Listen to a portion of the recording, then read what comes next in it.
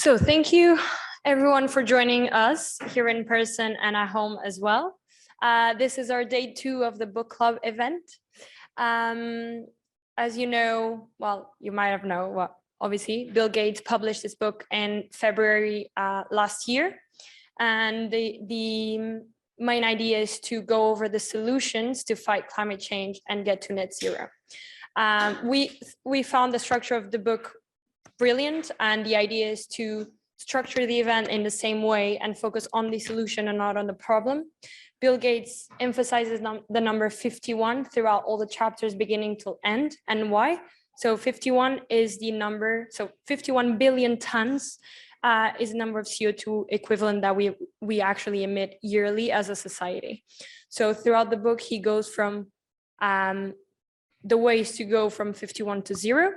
And he actually develops 5 chapters where he talks about the technologies he believes are the solution to reach the net zero in each of these sectors, which on his opinion are the main contributors to this big number.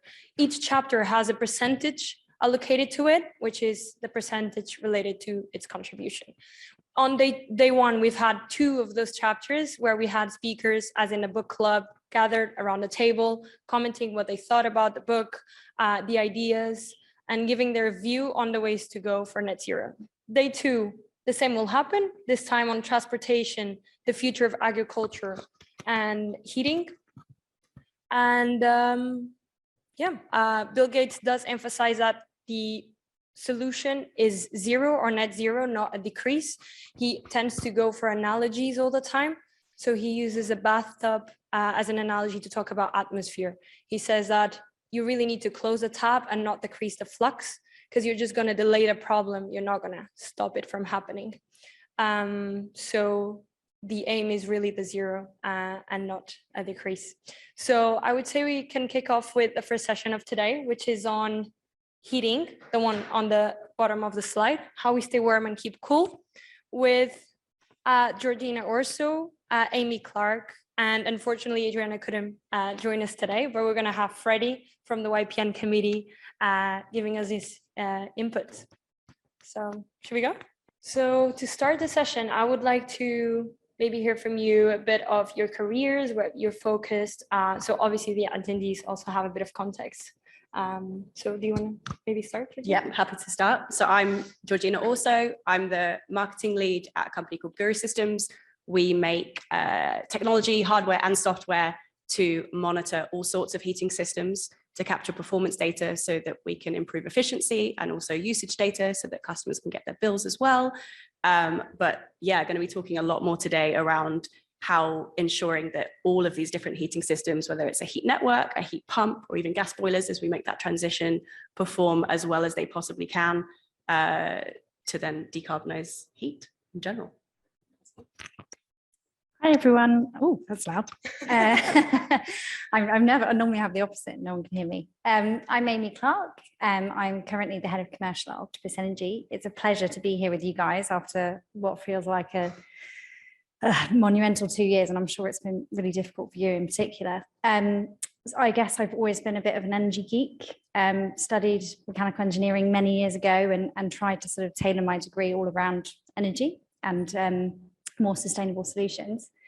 And now I work in a team of people at Octopus looking at new technology to help people decarbonize, but also focusing on heating as well. And I mean, you've probably sort of picked up in the news and stuff, the solution we're really focusing on is heat pumps. So I'm sure I'll talk to you about that a bit today. Hi, good evening. I'm Fredy Harcourt. I'm an energy engineer at AECOM. I suppose I studied electronic engineering at university originally, and then I undertook the Sustainable Energy Futures Masters at Imperial College in this room 4 years ago now. And so I've been at AECOM for the last 3.5 years. AECOM in general is an engineering design consultancy. However, my team specifically focuses on, this is a sustainable development group, and we focus on, in particular, district heating. And primarily that goes from looking at an area understanding what heat loads are within an area and what waste heat sources or ambient heat sources are in an area, and working through the process of trying to develop that into a viable commercial district heating network, whereby we can use that centralized low carbon heat source and distribute it to a variety of consumers, commercial, residential, or industrial, depending on who is within that area. Perfect, thank you. So to begin our discussion, I will ask each of you, I would like to hear from each of you, your view on how to reach net zero on this sector.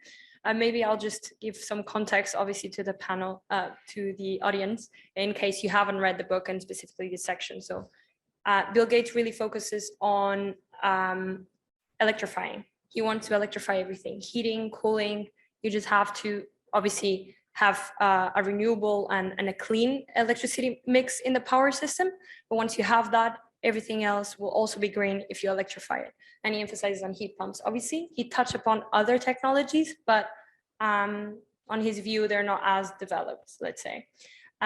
So what are your thoughts on it? What's the way to go? Should I start? Okay. Okay, so starting within the district energy sector, at the moment we see a lot of district heating schemes as district heating schemes only supply about 2% of heat in the UK, and that's hopefully going to increase to around 18 based on the projections of the Committee on Climate Change. So we need a massive growth in the sector in order to use it to deliver decarbonisation. However, the sector has sort of a fundamental flaw in that a lot of the existing schemes were developed around combined heat power. And the business case was developed off selling electricity to the grid in order to provide cheap heat to homes. So moving forward, we've got to try and change that. We've got to look to move to heat pumps, as Dre said. And the advantage of a district heating scheme is that it can use a variety of low carbon heat sources that aren't accessible to the individual consumer. So take the sort of South Westminster area. There are some very huge, absolutely huge sewers that supply the whole of London. And while it's not very attractive, we can get heat from that in order to decarbonise the sector. And there's more exciting ones that are more interesting as well coming forward, which is things like waste heat from data centres. They are a huge amount of heat gets wasted and just rejected to the air currently. If we can utilise that waste heat, we can then decarbonise the sector primarily. I would just to one final point, just to say that district heating needs high heat densities in order to succeed. We are looking at areas like the cities where you can justify the capital cost of putting in large district heating pipework. And so when we're looking at more rural environments, more distributed environments, I'm not saying there won't be rural district heating schemes, but it's going to focus more on individual heat pumps for individual homes, which is a slightly different prospect. Seems like a place to end. Okay. Maybe, no, Amy? Yeah, I mean, overall, I agree a lot with what Bill has to say in this book. I think the one thing that's very different in the UK is actually we have a much bigger carbon problem for heating. So I think it's 7% in his book, whereas in the UK, about 14% of total emissions come from heating, because I guess it's so cold and we use a lot of it. So we've got, really, it's I think the second biggest thing after transport, which everyone knows about. It's obvious, right, when you're driving down the motorway and you see fumes coming out of someone's exhaust, but there's literally fumes coming out of our homes from our boilers. So it's a big problem. And Octopus sort of set about to tackle this about 18 months ago. And being an energy company, of course, we sell lots of gas, unfortunately, boo, about £1 billion worth a year. So actually the smart business decision maybe would be to keep on selling that gas and not do anything about it. But Greg, our CEO, I don't know if you've ever seen him at an event, but he is so passionate, and nothing would make him happier than to basically disconnect everyone's gas and move them over to renewable solutions. So he took the quite bold decision to really go into decarbonising heating. And we kind of looked across the market, and we could be pretty objective. We weren't tied to one technology, but for the people we look at, which is kind of individual homeowners, there was one obvious choice, and that just comes down to the kind of basic physics of a heat pump. So for every 1 kilowatt hour of electricity you put into a heat pump, you might get 3 or 4 kilowatt hours out, which is magical, right? It's breaking the laws of physics. Well, not really. So you can get a 400% efficiency versus any other fossil fuel boiler, whether that's gas, oil, hydrogen. The maximum you can ever get to is 100%. So you've got something that's 4 times more efficient. It can be done on an individual basis, which, I mean, there's definitely benefits of communal systems, but the benefits of individual ones is people can make that choice and you can kind of gradually get there. So that's what we decided was the best solution. And, we're doing a lot. I won't go into too much detail on that to kind of make that happen. But I think that will be the solution for the majority of homes in the UK. But then there will, of course, be edge cases. So flats, one of the trickiest ones. I live in a flat. I'm sure lots of people here do. There you need kind of different types of solutions, like district heating, like thermal storage, and lots of other stuff coming out. Definitely said some stuff there that I was going to say. So this is great around the fact that decarbonising heat in the UK is our biggest emissions challenge, really. 7%, I'd love it to be 7% of our emissions was from heating buildings. Wanted to echo the point of heat networks for urban areas where they are generally a very efficient use of way of delivering heat to a building. Flats, like you've said, absolutely the role for individual heat pumps in individual homes, especially in towns and rural areas where you don't have the same density of people living. But the point that I was wanting to make is that as we bring in these different technologies, we need to have a really, really good understanding of how well they're all performing. That's the gas that we have now as that transitions to the individual heat pumps, and then also the heat networks as well. So you were talking about 300 to 400% efficiencies of heat pumps, which is awesome on paper. And that will absolutely be what your manufacturers of heat pumps tell you they can deliver. And then you look into a bit of the detail and there's some, it'll get there, but more worrying reports that come from, say, for example, a recent paper by the Energy Saving Trust that found that when actually installed, heat pumps would be delivering, I think the average was 1.83 coefficient of performance, rather than the 3 or 4 times that was promised. Not necessarily because there's an inherent problem with the technology, but actually it really comes down to, are they installed correctly? Are they then maintained? And can you remotely configure them when something goes wrong? Because I mean, either from an individual perspective, like if you're really keen and have an understanding of your heat system, you can maybe sort it out from a mobile app, for example, or for the clients that we sell to, which are your big local authorities, housing associations, and developers who might have a portfolio view of a 200 site social housing unit where they take more of an active role. Can they have the opportunity to help make sure that the system's performing well? So it's kind of making sure that we put these amazing systems in, but not just leaving them, because they tend to drift. We've seen that with heat networks as well. When they first started, some of these had design efficiencies of 80%. And then we had some worrying data that showed quite early on that some of the sites were performing at more like 36%, which is huge implications for the carbon that you're actually cutting and the resident bills as well. But with the right performance, with a bird's eye view on what's going on, whether it's a macro heat network or a micro heat pump in an individual home, you can see where the problems are and you can change them either with a maintenance visit or increasingly remote configuration. So I'm kind of going, heat pumps absolutely individual and large scale to power heat networks as a delivery mechanism of heat in urban centres. And whatever you put in, even these experimental technologies, please monitor it, because otherwise you just sort of put them away quietly and they eventually stop delivering as well as perhaps they could. Yeah. So that's work clever, don't work too hard, right? Yeah, I guess, yeah. So actually, a quick question. So as you said, Guru Systems is working with some big commercial clients and so on, but are you aiming to go to the utility companies to sort of distribute that sort of solution, make sure that deployment is done in the correct way? And which type of technologies are we talking about? Literally just monitoring. So our technology monitors heat networks, so plugs into the heat meters and the HRUs within each dwelling and the plant room, or heat pumps or gas boilers, and then to heat pumps as well on an individual level. But as a company, we sell to developers who are building either new builds on heat networks or local authorities and housing associations that could well be building heat networks, but are more likely to be managing, I don't know, 90,000 homes that are currently on gas and need to get a heat pump into those dwellings within the next 10 years, for example, and they have asset replacement cycles. But in terms of going direct to customer, that's, well, there's others that are also taking on that task. But yeah, social housing is a massive part of our housing stock, and there needs to be a solution for that as well, which is, you know, works in a way that communicates the system that's going on in the property and helps to deliver affordable bills, but in a scenario where you might not have someone who's as engaged in their energy use at home.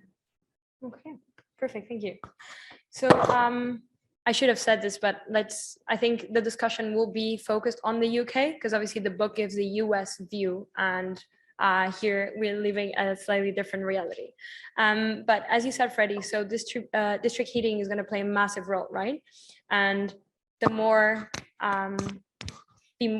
data centers we start to see, and other type of buildings with that concentrated heating, there's the opportunity, right, to create those systems. My question to you is, who should be, how can I say, leading those projects?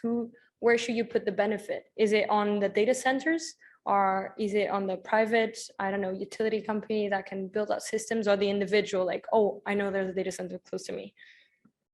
So this is where it gets a little tricky, is that a data center, as the example, Sorry, I've used the data center, but just focus on any other. It's a really good example. A data center's reason for being is to store and process data. And they can make quite a lot of money from that, being honest. That is their primary purpose. The challenge comes with when you're saying, well, we'd like to take your waste heat. They say, well, how much are you willing to pay us? And we say, probably not very much, being quite honestly, because we don't, gas is very, very low cost. And so for them, the challenge is around getting comfortable with the technology, there's not necessarily the commercial gain that interests them, it's the carbon benefit. And there's a process of them getting comfortable with the technology and the impact it could potentially have on their systems. So that requires, I suppose, support from government and innovation projects in order to develop proof of concept. And there's something they actually are doing I believe there's a project in a Facebook data center in Denmark where they're taking waste heat for district heating. But this sort of concept of extracting large scale heat sources from a centralized source is quite common. That, for example, a similar example exists with Thames Water. Just one I touched upon earlier, their reason for being is to ensure that all the sewage gets to the right place and is processed correctly. It's not necessarily to manage the risk of what extracting heat can do to their sewage processes. And the same with the Environment Agency. Environment Agency's process is to manage environmental impact of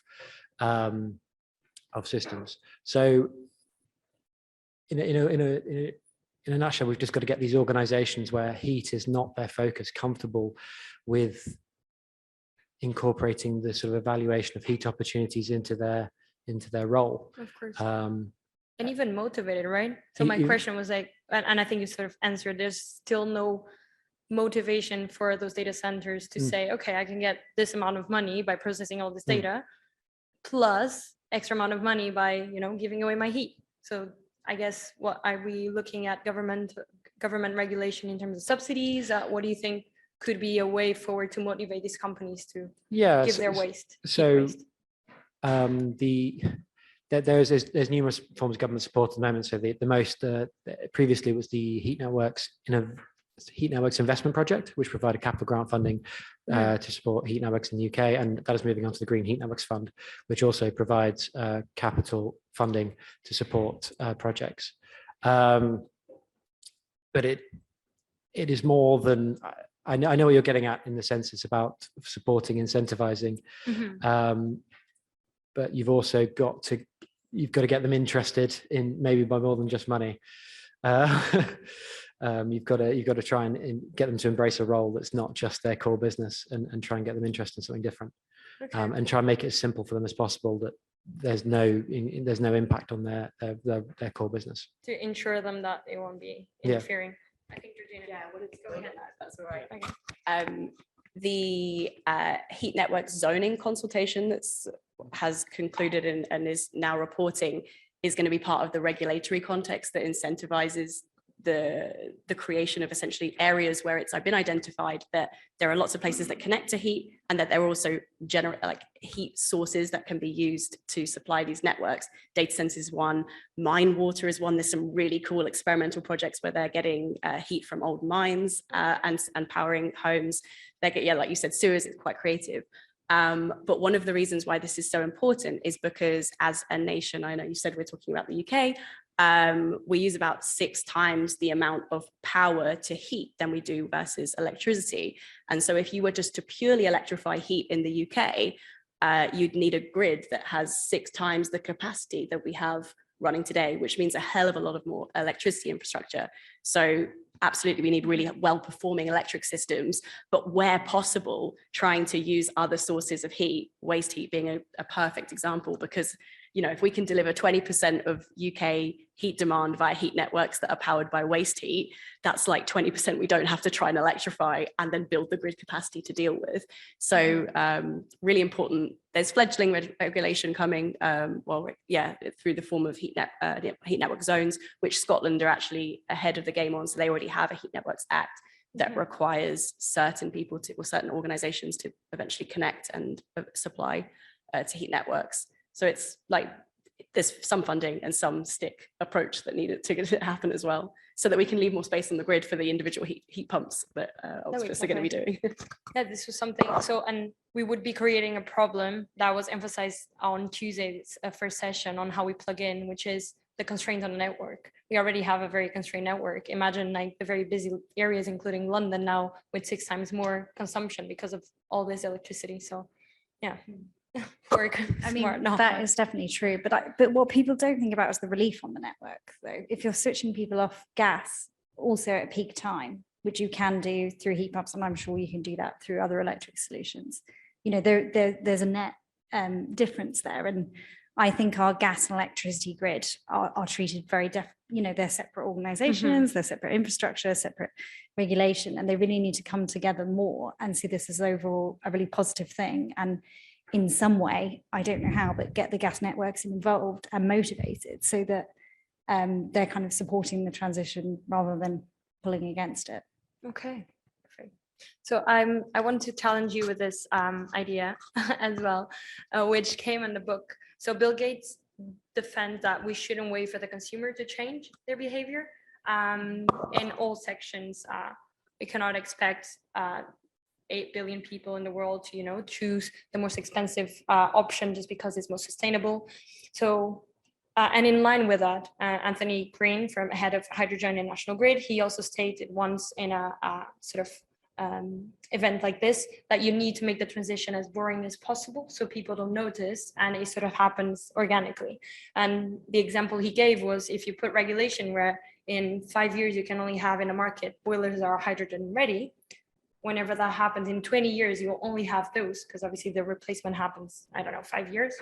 Maybe I'm wrong, but 10 years, let's say. And then you can change your pipeline that runs with natural gas to hydrogen. Maybe things are not as easy as possible, but in terms of not giving the decision to the consumer, but with regulation, make that transition happen. Where is your view on it? Go for it. I think we need to make it as easy and cheap and a no-brainer choice possible for consumers is what I'd say. Like people don't like the options being taken away from them. So I still think, ultimately people are going to decide what they want. But yeah, I often say, I was at an event yesterday called The Future of Heat, and I put a slide up and it was like the most boring slide.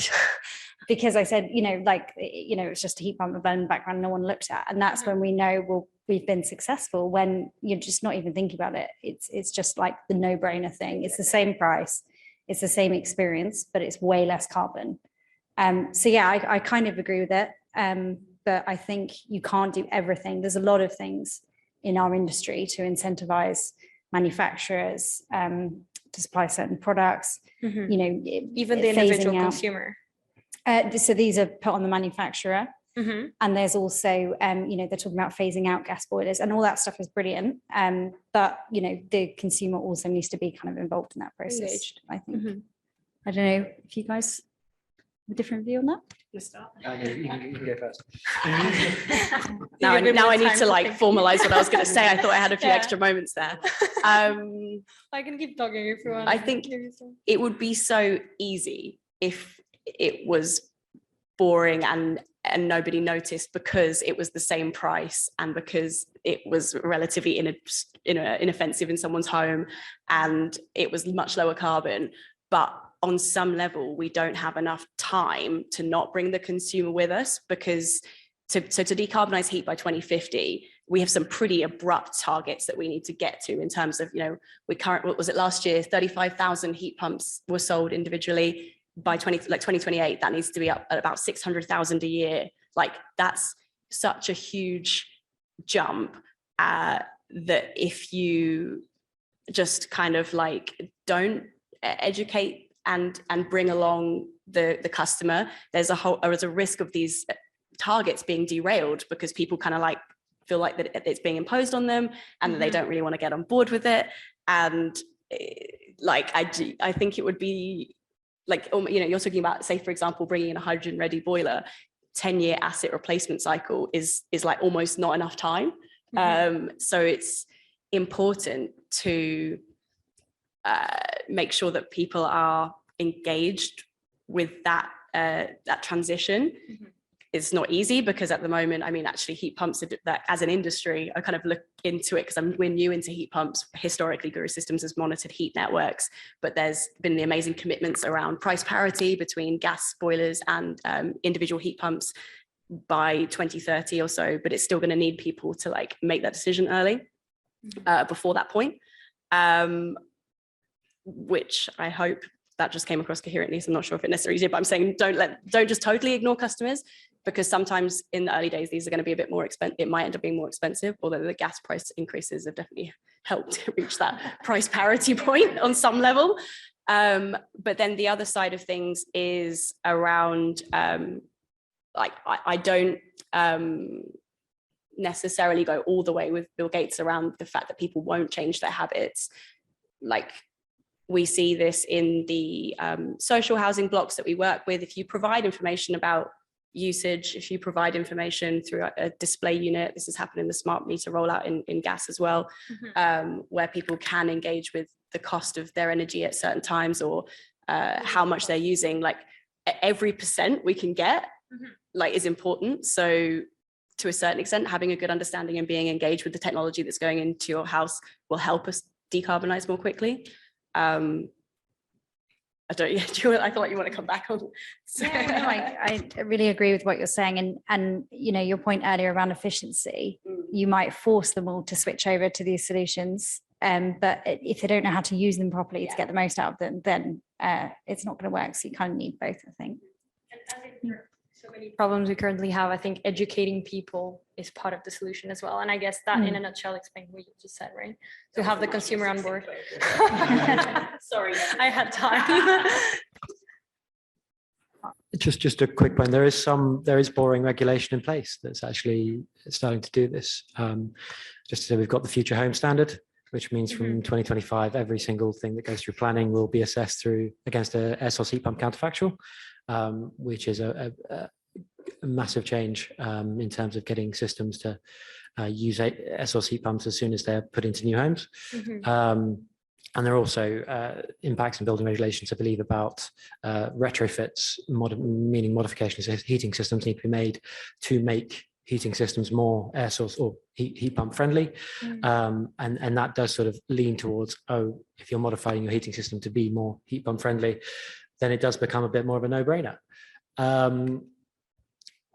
But on the flip side of that, I think if you force people through too much regulation to come along with you, people will.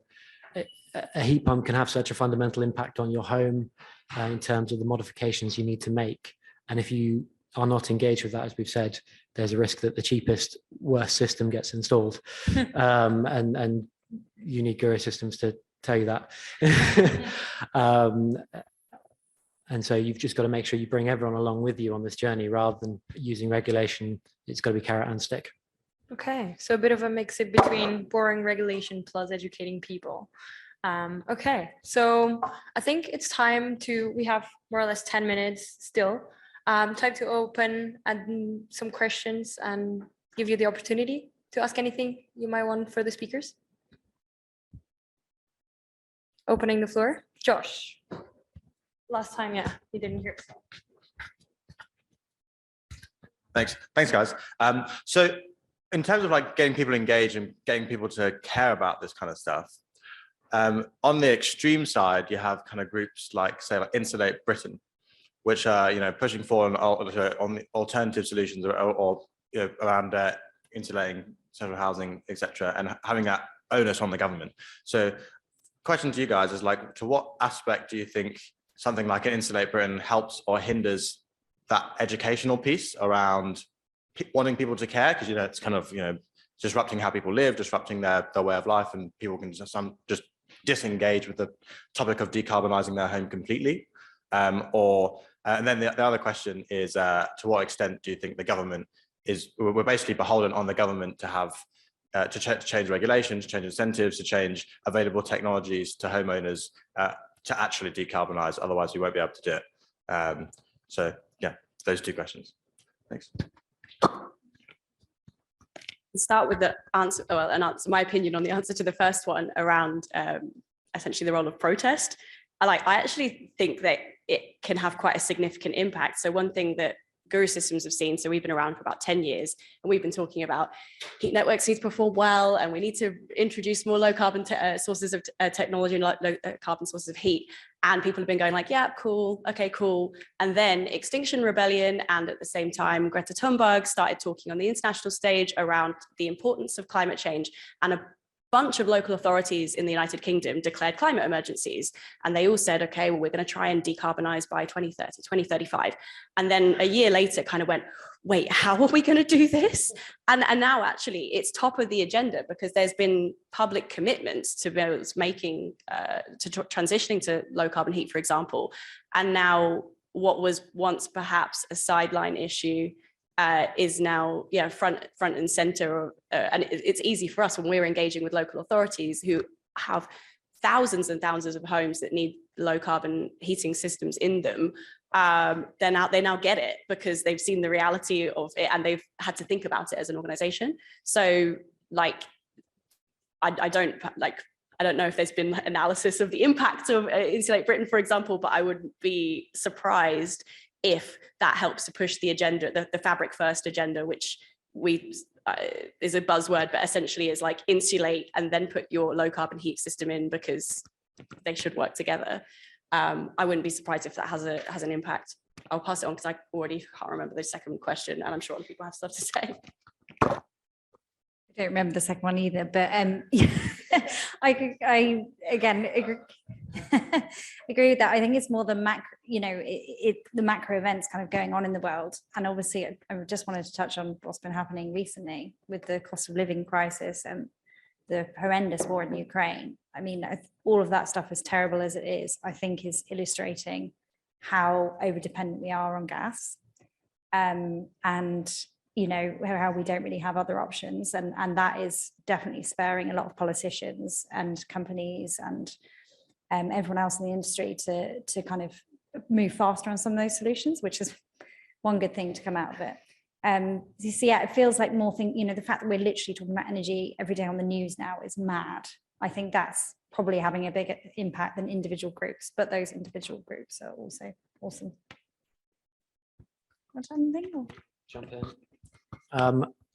Again, I think I've forgotten the second question as well, I'm afraid. But the first one, I would just like to jump on Georgina's point around the role of Extinction Rebellion in 2019, because obviously that fundamentally sort of led to the UK declaring a climate crisis and setting the net zero 2050 target rather than the 80% that it was previously. And as the follow-on was all of these councils, so many of them have come to design consultancies like AECOM saying, how do we actually deliver this? How do we've set this really ambitious target. We know it's going to be hard. We've got to do it. And honestly, quite a lot of them made that declaration without understanding the implications of it. But that's not a bad thing, because they've set a target and now they've got to go and do it. So whether that, as I say, as Georgie said again, whether that comes forward to the same thing happens with Insulate Britain remains to be seen. What was your second question was around the role of subsidy and government incentives? Yeah, we can pass on some of that. I was going to say some of it is going to have to come through government. But I think fundamentally unless there is a significant shift in the cost of electricity versus gas, we may have to accept an increase in the price of our heat. And so that might have to be a negative impact. And it's not a very popular thing to say, I'm very much aware of that. But we may have to accept that. And that might be, we may achieve cost parity by negative mechanisms on gas and making sure it reflects the damaging impact that carbon emissions do. Yeah, thank you. I just wanted to ask, I feel like you hear a lot about hydrogen versus heat pumps, and it's probably a really big discussion, but I feel like we've mainly spoken about heat pumps. So is that what you think the way forward is, and why compared to hydrogen? I think we're probably all in the pro heat pump or just electric solutions in general, should we say? Not burning fossil fuels, basically. Yeah, I mean,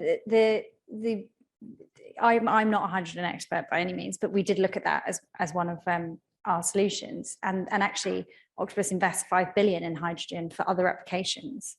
But the reason we're not looking at it for heating is just comes back to that basic efficiency. You know, experts say you get around 70% efficiency by the time it's gone through the network, versus, you know, multiple 100% of efficiency. There's no way you can make the cost stack up on that. And I think it was positioned as it's a big infrastructure thing that you can do overnight and it'll be really easy. But, you know, there's all sorts of things you need to do to replace pipework in the grid, in people's homes, all their appliances. It's not a kind of quick and easy transition. And I think governments kind of accepted that now. They said in their heat and building strategy, they're basically parking hydrogen until 2026. But there are still lots of people out there in the market talking about it, maybe with their own agenda. Do you guys want to add anything to that?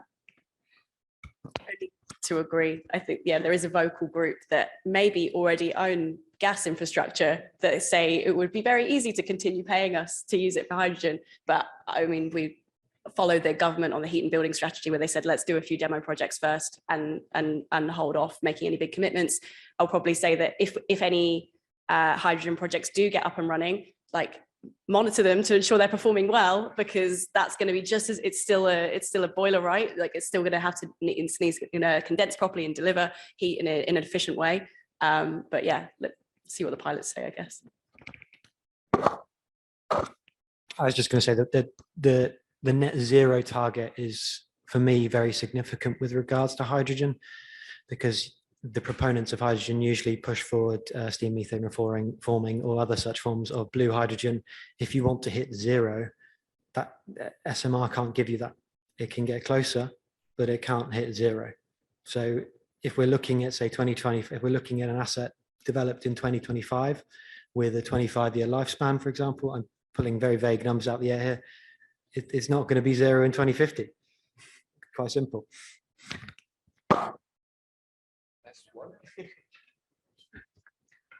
Thanks. It's very nice to see a very discussion focused on district heating. But I want to ask also, like, maybe like the second part of the title. So cooling.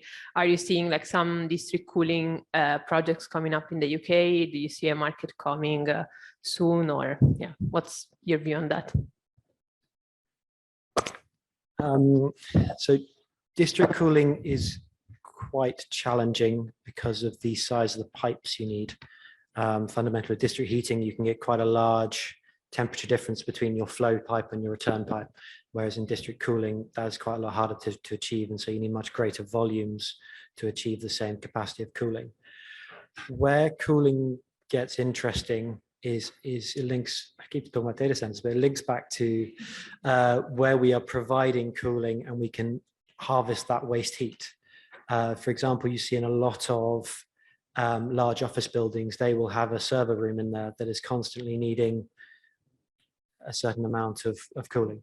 And if we can start to capture that waste heat that's rejected all those servers, then we can start to provide a more sustainable solution. And that scales up. There may be some niche applications for district cooling, but generally they're quite challenging.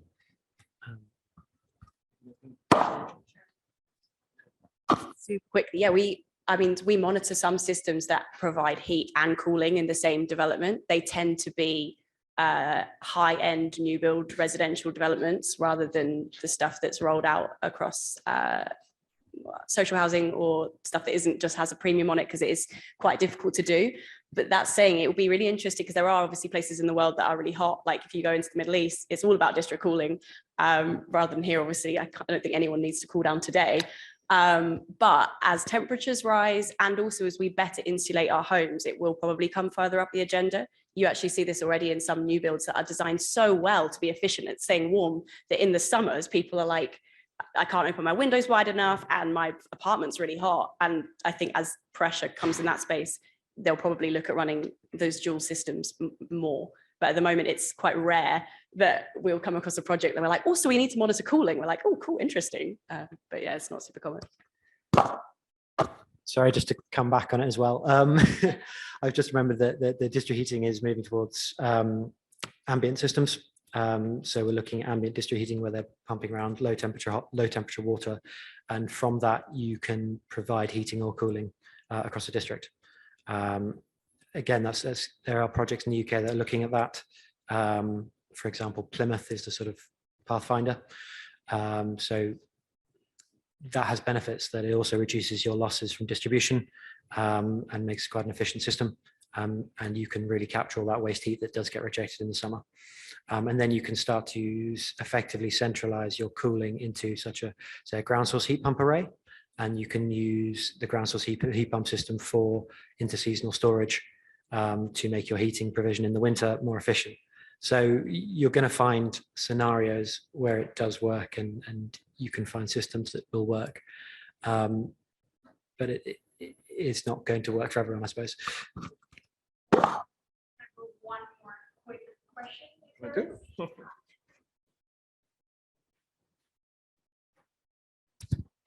Yeah, thank you for the discussion today. I wanted to ask, one of you talked about targets. So I wanted to ask in terms of country level targets, let's say carbon emissions or any of the other indicators.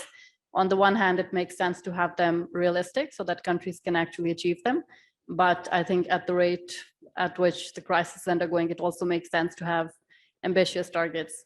So I wanted to ask, in your opinion, does it make sense to have realistic targets that countries can actually meet, or does it make sense to have aggressive ones that most countries will likely just fail to meet? Yeah, it's a good question. It's a tricky one. I think I'm a bit of an optimist in general, which probably influences my answer. But I think we need aggressive, because you always, aim for something and you always deliver slightly less than that. So, sorry. Yeah, I think it's right to put those on. And if you look in the heating space, we have about 70 million boilers and about 1.7 million are replaced each year. So we could theoretically move that all to low carbon solutions in the next 10 years. So I do think 2025 is achievable, and actually way before then, if we can bring the cost down and make it the no-brainer option for people. I'm going to pass this over to someone before I have a coughing fit. I guess you've got government level targets and then sector level targets as well. And I think they are useful for providing a direction to head towards, and also confidence in the industry. So for example, in heat networks, at the moment, they deliver about 2% of heat demand. the CCC say between 18 and 20%, and that's generally the expectation that it would be delivered. And then the whole industry can kind of get together and go, okay, so this is how big it's looking like. This is how we can make sure our supply chains are set up to deliver on that capacity. Investors can say, okay, well, there's probably going to be X number of heat network projects that I can invest in. And you can begin to kind of, it provides something with a structure by which you can then say, well, so regulation says heat network zoning is expected to deliver maybe like, and I'm going to get this number wrong, but it's like 8 to 11% or something of those 20% of heat networks. And you can start stacking it up and work out where you're going. So definitely useful. And I think useful kind of going back to the first question about focusing the mind of government, local authorities as to what needs to be done. Hopefully we hit them. Otherwise it's going to get quite warm. Yeah, just I'm probably more in the, I'm not going to speak about a national targets level, because obviously there's probably greater impacts on geopolitical impacts on the one, but from a local level, you can see the councils that have set targets for 2030 are doing stuff, and they are really working towards them. They're putting a lot of energy into it because they have set that ambition, and they have acknowledged in some of this, for example, Westminster City Council acknowledges in its own documentation it probably won't meet its 2030 target to achieve net zero, but it is working towards it. Whereas if you set a 2040 target or a 2050 target, suddenly it's just a little bit more abstract, and people don't necessarily put quite as much effort into it, I suppose. Sorry, unfortunately, our time is over, but thank you so much for all the questions, and thank you, speakers, for this amazing discussion. Well, I will start to speak, probably will work better. So we're going to start the second session now, which is how we grow things. My name is Guilherme Castro. I'm part of the YPN here as well. I'd like one point, Chris Davis couldn't join us because he got COVID. So happily we have Dimitri's Stoitis stepping in for us, which I really appreciate, Dimitri. I would like to invite Jamie Crummy, who is co-founder of and CEO of Too Good To Go. Thank you. And also Tom Maidment, who is Group Sustainability Manager of Hilton Food Group. And Dimitris is CEO and co-founder of Immediate Beer as well. So before we start to make the questions, I think Bill Gates put a really important number. From the 51 million tons of carbon emitted, billion tons of carbon emitted, 19% comes from the agriculture sector, so how we produce food and the whole supply chain. If we give more important numbers on the background from this 10 billion that is emitted in the food sector, 1/3 of the food is wasted from around the world per year. So 1/3 of everything that we produce, it's not used, it's useless at the end. And if we think just the UK sector, 9.5 million tons of food is wasted. But meanwhile, we have 8.4 million people in food poverty. So there is for sure a problem with our system, with the way that we produce, with the way that we think the food system. So I want to start with one question: where you sit on this food supply chain, and how your organization and you is contributing to decarbonize the food system. So yeah, as you said, I work for Hilton Food Group, who are not the hotel people. They are one of those really large companies who are in your life, who you don't realize are in your life. So they're a huge supplier of primarily meat, but other proteins, so plant-based proteins, to retailers across the world. So we transact about 40% of meat in Australia, about 30% in the UK, with the largest fish processor in the UK, and the largest food service butcher in the UK. So if you've been to a restaurant or you eat fish or meat, and also if you've ever had plant-based meat alternative stuff in Tesco or a few other retailers, you've eaten our products and not noticed because you won't have seen our logo. In terms of how we sit there are two ways we sit in this. So because we have that kind of massive reach, we're able to sort of essentially influence at a country level what is done with those sectors.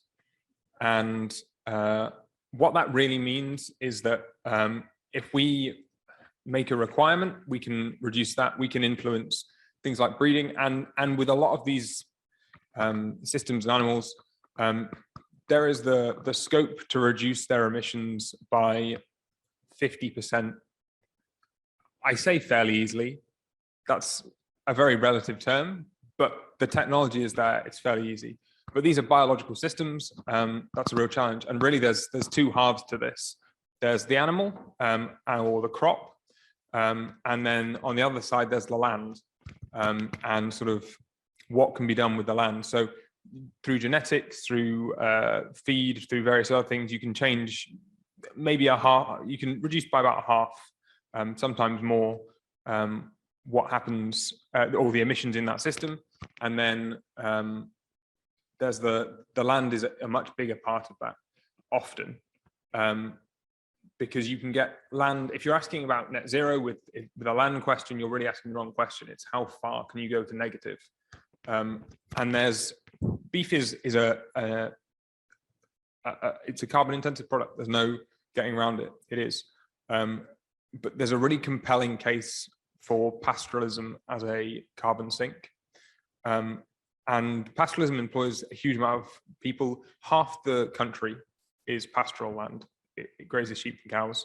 And that's a lot of communities as well, a lot of rural communities. So there's a social element to it as well.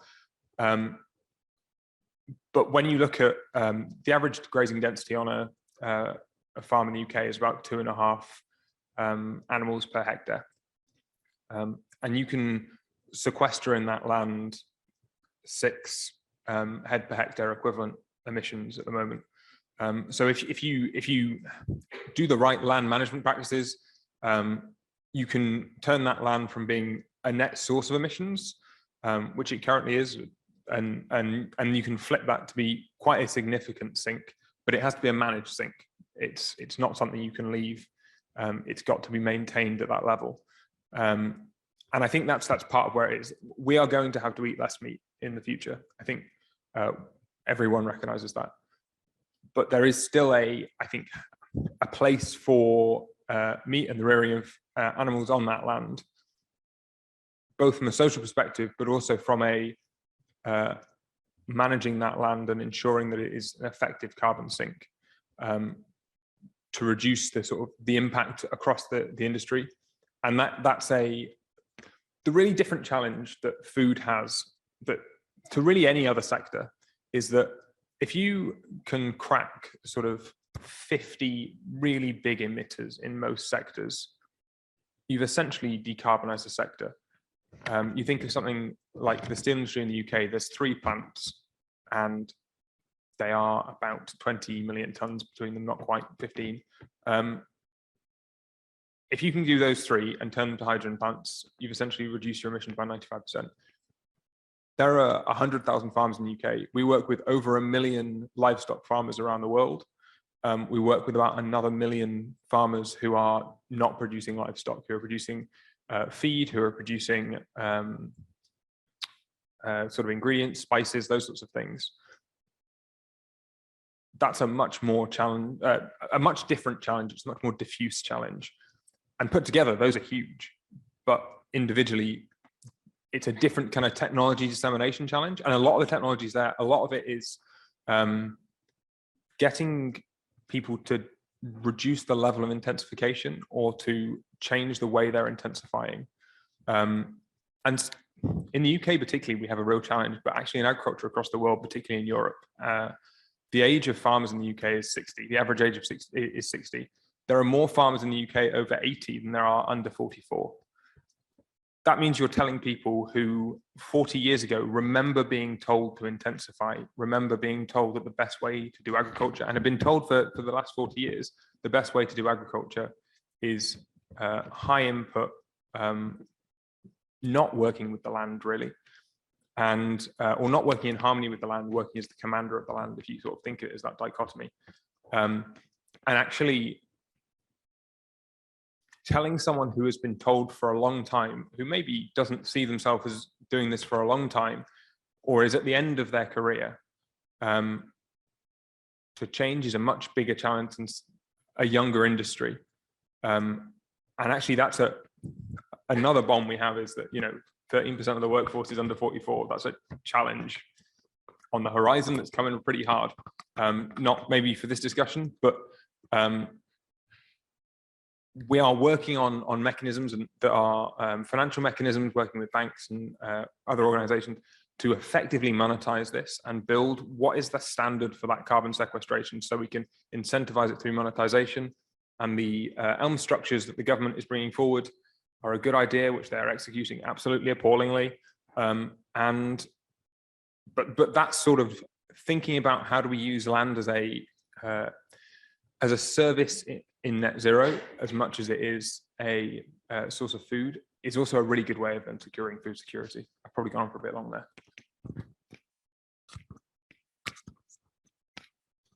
Yeah, so do you mind reminding me of the question? Yeah.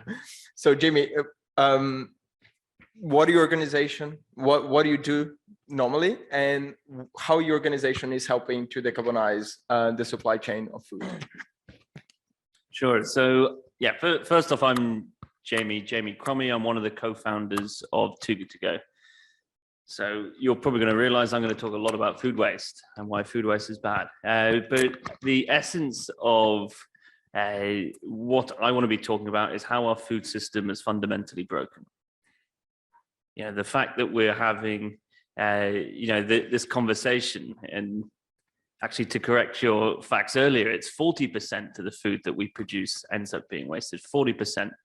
I've probably said that thousands of times, and it doesn't get any less shocking the more times I say it. And what that really means is that we produce food on a landmass the size of China for that food just to be thrown away. It really is like quite ridiculous. You know, food waste itself accounts for 10% of the world's greenhouse gas emissions. So we talk about low-hanging fruits in a complicated, broken food systems. If we just bloody stop wasting it, that is half of the solution right there. So at Too Good To Go, what do we do? Hopefully you guys have heard about us, but we are a mobile platform which connects individuals, much like ourselves, with businesses who have surplus food for sale. So it's all about empowering people, empowering businesses to take action against food waste. And for me, I really see business as a vehicle and a force for good.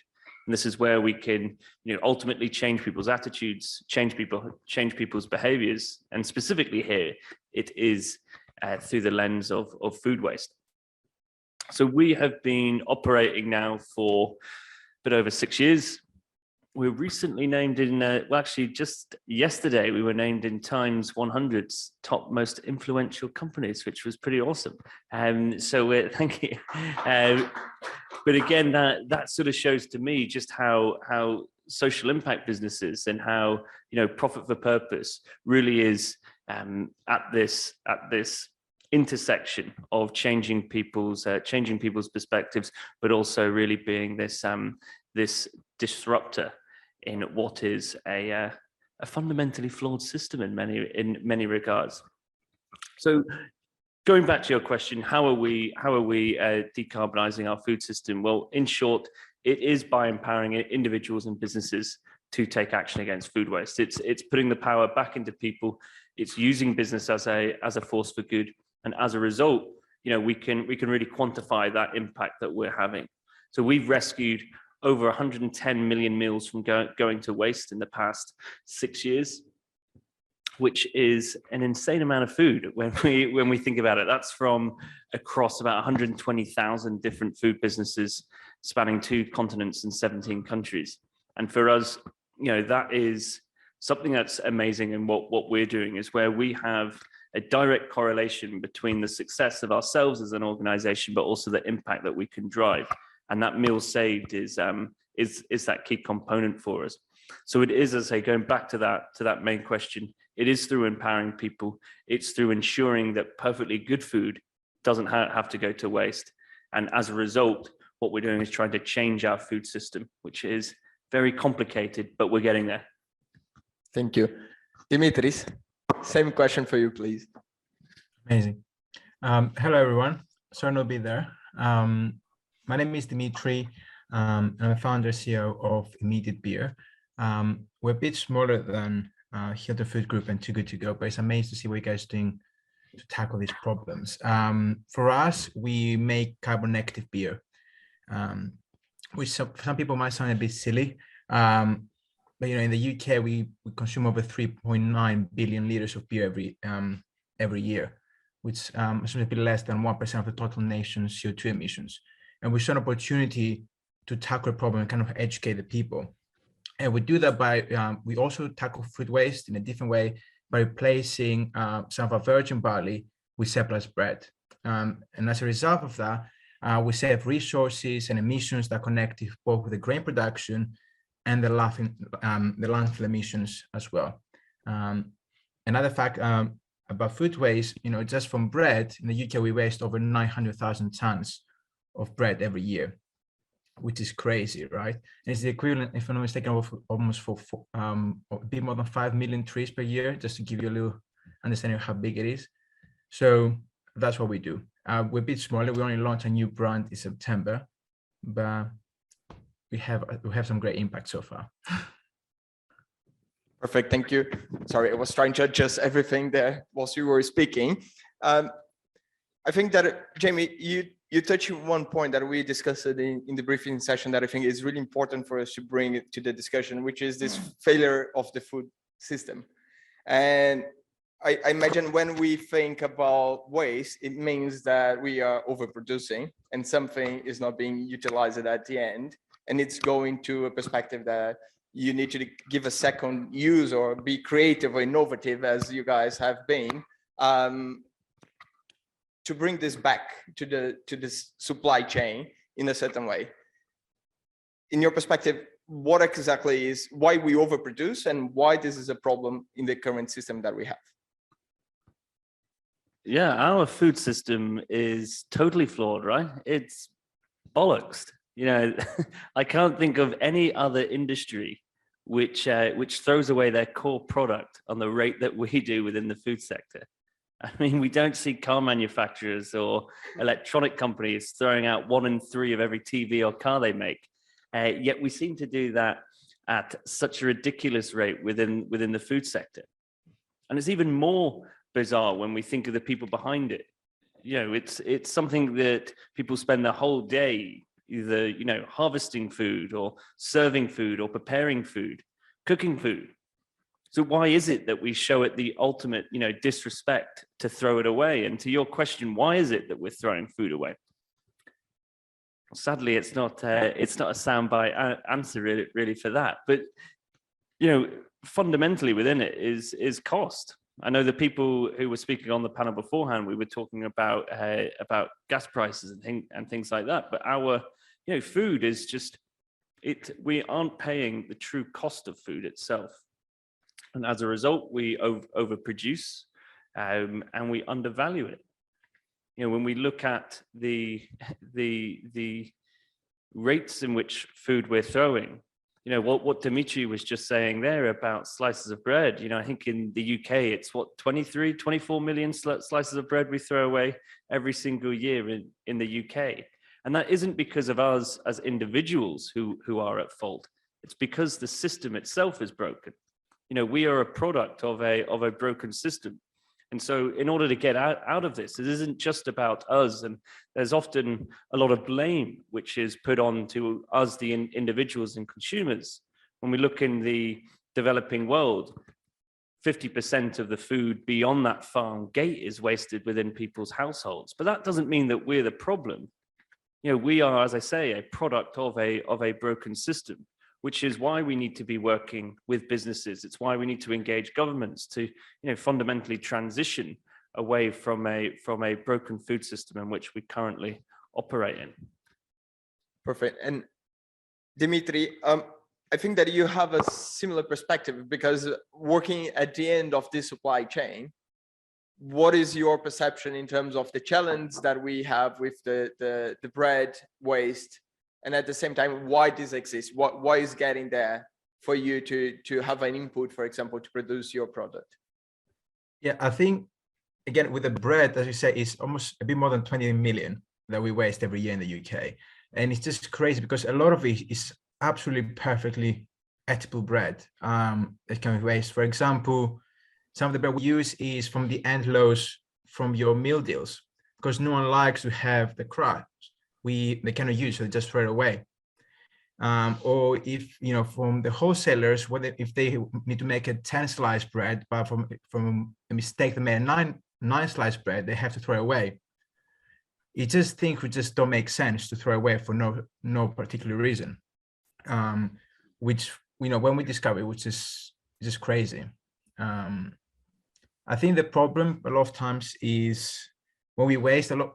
What I see when I came to the UK is a lot about education, about what can be eaten or cannot be eaten, not in the bread, but primarily like fruits and vegetables, what can be thrown away, how can you eat them? It's a completely different conversation, I think, right now. But a lot of some things don't make sense to me even now, to be honest with you. It's just ridiculous. Just to add to that point, Dimitri, though, but I don't think it is just about education. We know that throwing food away is wrong. Some of us won't know the environmental consequences of it, but I think we can all agree that throwing food away is morally wrong. And by the same virtue, we know that smoking is bad for us, yet we all still bloody smoke. Well, I never have, but I mean, the royal we. So it has to be something beyond just education, right? We know throwing food away is wrong, just like we know smoking is wrong. I know drinking alcohol isn't good for me, yet I'm sat here with a beer.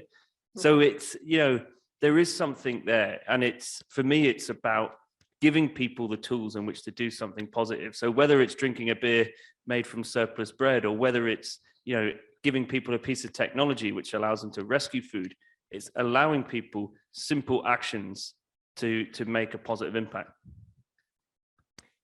I think that talking about people is also important in the way you raised it at the beginning, Tom. The social impact that we have in the agriculture sector, not only in the UK, but worldwide. I'm from Brazil, and deforestation is a big problem for us.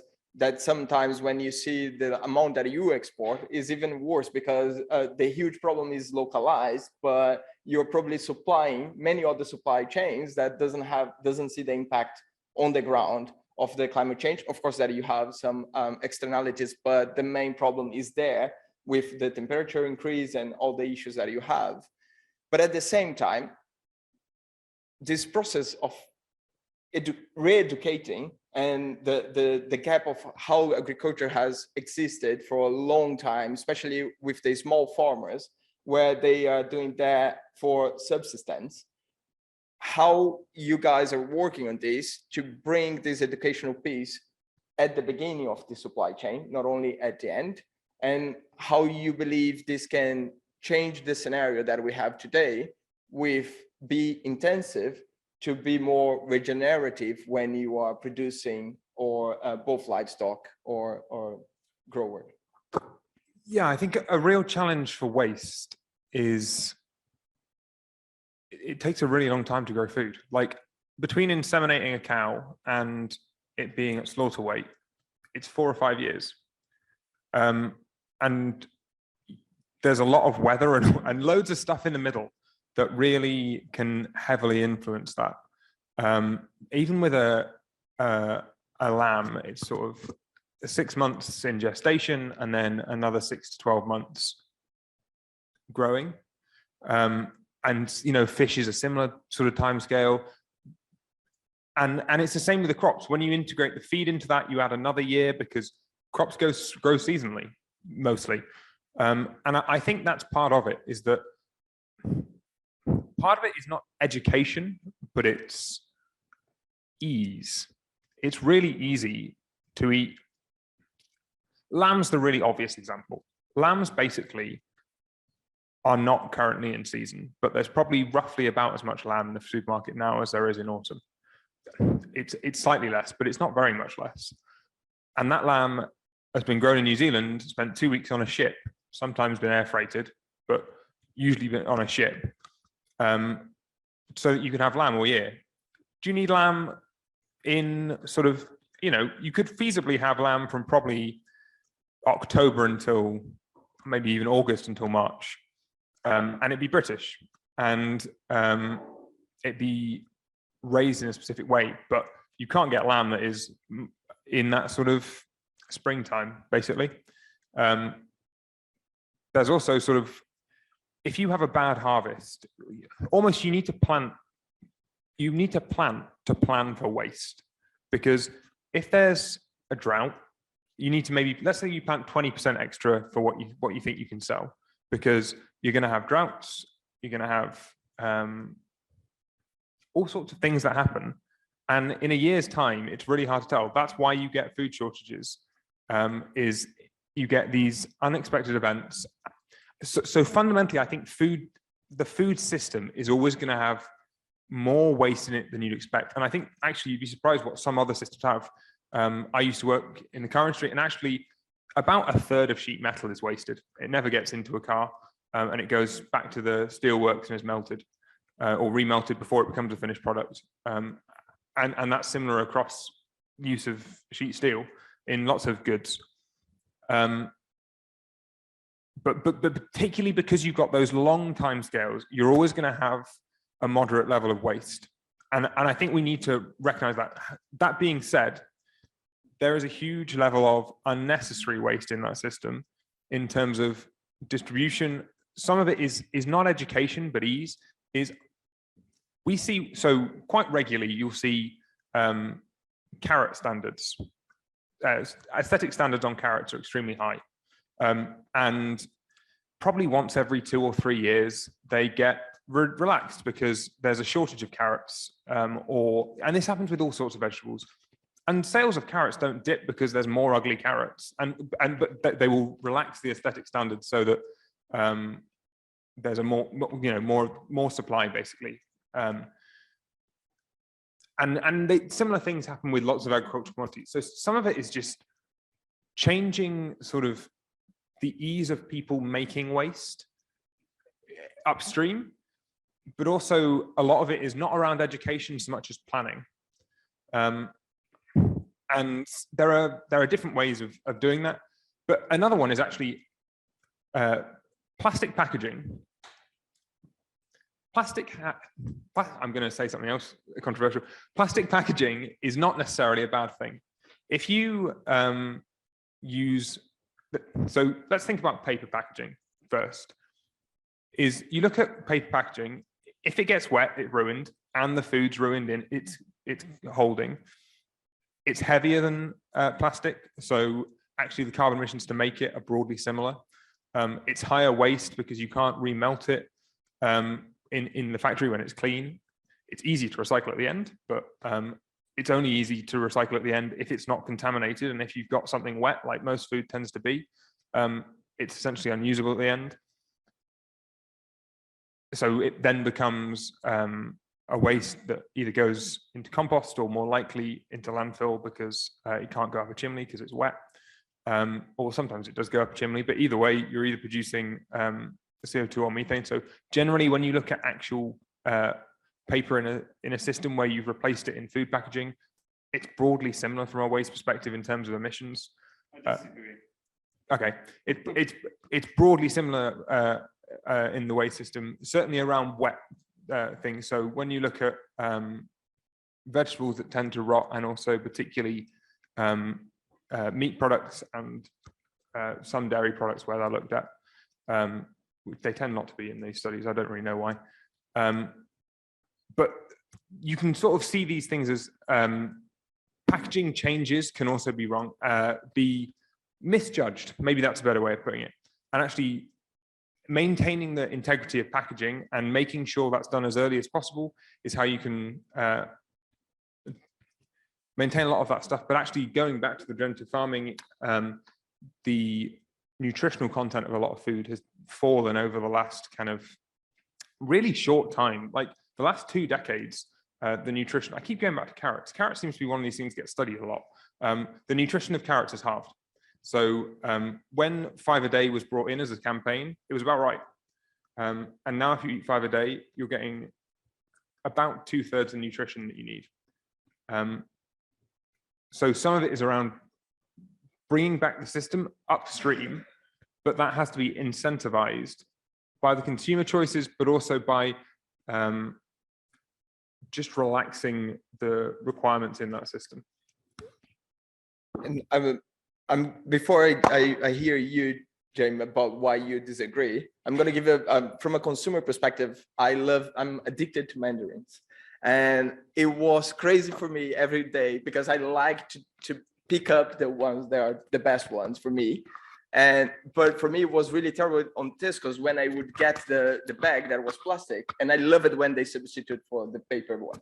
Even that you can have the challenge. I really don't know exactly the numbers, but the mindset of the consumer that you want to have or think that if someone is substituting, probably there is a huge analysis in the background that unless it's just because of the consumer behavior for me to feel that I'm being pro-sustainability. I think that it's important to think the whole journey that we will have in the impact of going to waste. And I really want to hear why you disagree that plastic, for example, is worse than paper, Jamie. Just to give But that paper bag at the end, that plastic bag weighed probably a gram, maybe less, whereas the paper bag weighs significantly more. And that paper bag at the end is probably contaminated and can't be recycled. And I think that's what's worth considering with the vegetable in it. I don't know what paper bags you're using, but mine definitely don't weigh more than a gram. But anyway, the point being is it shouldn't be substituting one for the other. We're using plastics, and first of all, we should probably demystify this myth that plastics are bad. You know, we've all got a phone in our pocket thanks to plastics. We've all probably received a jab of some form in the past 12 to 24 months, thanks to plastic, right? So it's a necessary evil. But when it comes to packaging on food, let's take the example of the carrots or the mandarins. We don't actually need any packaging on it.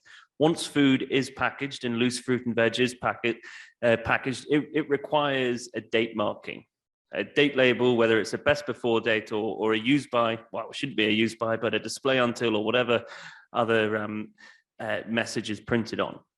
And the reality is consumers don't understand what date labels mean. There's a huge amount of confusion. You know, 50% of the British public don't know the difference between a best before and a use by. We throw in things, display until, sell by, which just adds to this layer of confusion. So if we can just remove packaging in its first instance on things like the mandarins or the carrots or whatever fruit and veg we're talking about, not only are we reducing the actual weight in which that freight is transported in, it can just be transported in those single crates in which they will already be in. We also remove this fixation with date markings, and as a result, we as the consumer go back to doing something that we've done for centuries. You know, we use our senses and we use our common sense rather than, you know, having to be told whether food is okay to consume. You know, we look, we smell, we taste. And, you know, this goes back to a campaign that we've launched at Too Good To Go with a whole load of large like FMCG brands to communicate this message on pack. And so that is why I think, you know, we should stop really talking about plastics within the context of food. If we just remove plastics on those unnecessary food items in the first place, we have that added value of reducing the food waste immediately. Perfect. Dimitri, I'm going to make 2 questions in one to you. And this final question will be the same for all the speakers. In your perspective, where you see, for example, government policy to support this perspective of waste, because regulation has an important impact on plastic use. We have the huge discussion of plastic cups, plastic straws, and you have some changes on this perspective that can help to reduce or at least to inform better consumers, companies. So this is the question that is specific to you. And then the wider question to the 3 of you is, if you would pick the most impactful one on fixing our food system, you would pick technology innovation, behavior change of consumer, shareholders pressure in terms of investment, or government policy. Which of the four you believe would be the most impactful one? And I can repeat later if but let's go on the policy side first. Can I just first cover just one thing for the previous question we discussed about how we throw away a lot of stuff because we have this misconception of, when it's sell by, use by, which I was really, because I'm not from the UK, like back in Greece, we don't really have those dates that much. Like when we go to the grocery, we just get all the loose fruit and vegetables primarily. So then you just throw them away where you can see they cannot eat it anymore, right? I think here, what I've seen because of those dates, a lot of people throw things like garlic or onions or potatoes, we can last for so long, only because the use by date might be saying, let's say in a week's time, although you can eat it like perfectly. And I think the parent probably know better than me. Is it something like 30% of the food waste in total is because of also of ugly food, ugly like fruit and vegetables, which I think for me is quite like crazy. Although again, with my business, we don't touch that that area that much. But I think for me, it's just crazy how much we waste because we don't think it's good enough to sell to the consumers and give them that option, which I think is what Tom said about the carrots, right? Because if you see something which is not perfectly slim and it might be a bit chunky or cut in half, you thought you cannot eat it, which is crazy. Could you please repeat the question though? Because a lot of things we're saying about the policy. Yes, it's just, you think that the government could have an impact, a bigger impact when you think regulation to reduce waste or to improve the consumer information, for example, if you could label better, not using a use it by, but a different format that you can say, look, we think that by this date, you should pay attention on something, but you could extend by 2, 3 weeks, months to use that product. What the role you think that the government could help on this perspective? It's a very interesting question. I think, again, as a consumer, I think it would be really great to be able to see with more transparency the difference between the different options we have. For example, I think with Tom, we spoke in the past about carbon footprint and be able to see that on the actual product, which I think would be really interesting. Again, really hard in practice to do that for some things, but I think we will give the consumer a better understanding of why you buy and why you buy it. And you can see then, if you have an option of loose or with paper compared to plastic, you can see why the other is better. Also incentivize, I think, is also really good. There's amazing fundings we can get for innovative business that do things differently. So I think the government can play a major role on tackling this huge problem. Perfect. And before I open to the floor, and I will explain again the background why we need to pick one of the four as the most impactful. Bill Gates talks a lot about the innovation from fake meat and produce it in lab food that would be a substitute for the amount of livestock and natural crops that we have as that alternative that could scale this reduction of decarbonization. And as Dre mentioned about the role of consumer behavior, because doesn't believe that this is a really strong driver to change.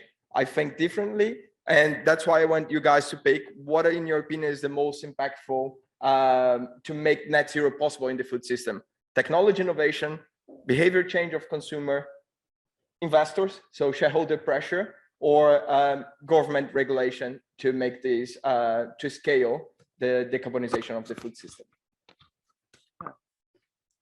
Easy question, right?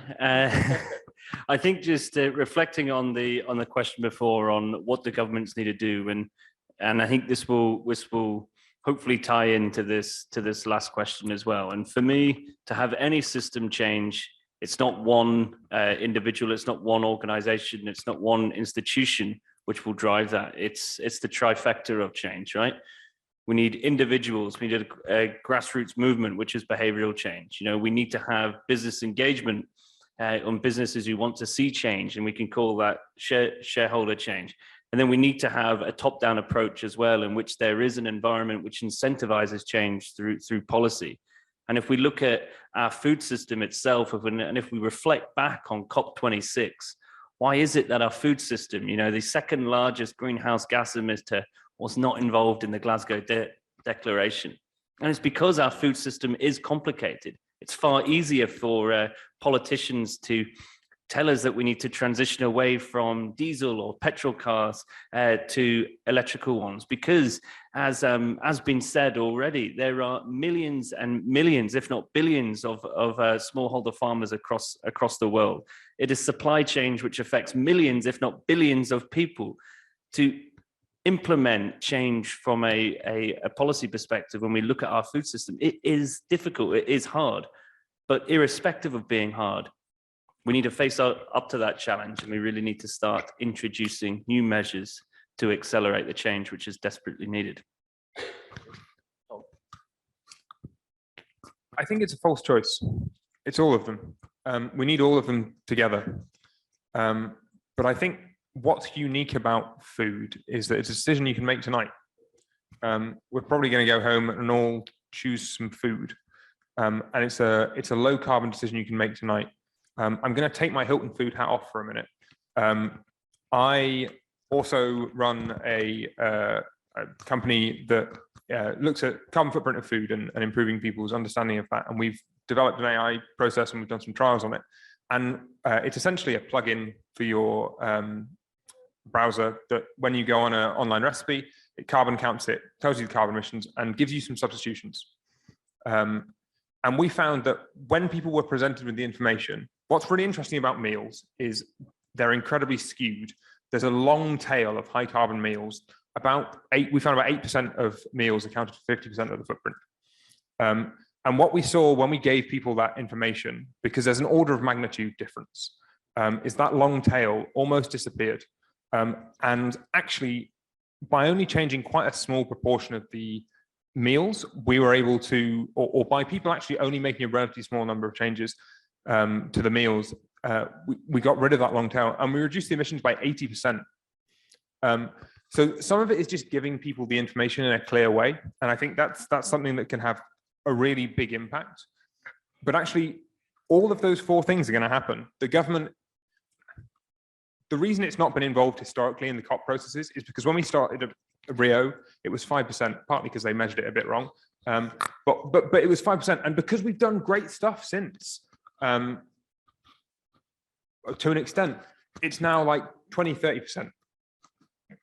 And it is the hardest. It's a biological system. Decarbonizing the industrial system is hard, but decarbonizing energy is fairly easy, but decarbonizing animals and crops, like cellular biology, is incredibly difficult. But we are seeing technology coming along. We're seeing plant-based alternative. We're seeing, to an extent, cellular meat. Not yet. I think the reason Bill Gates is very behind that is because he's invested quite heavily in it. So I think there's an element of, you've got to consider who is Bill Gates in that.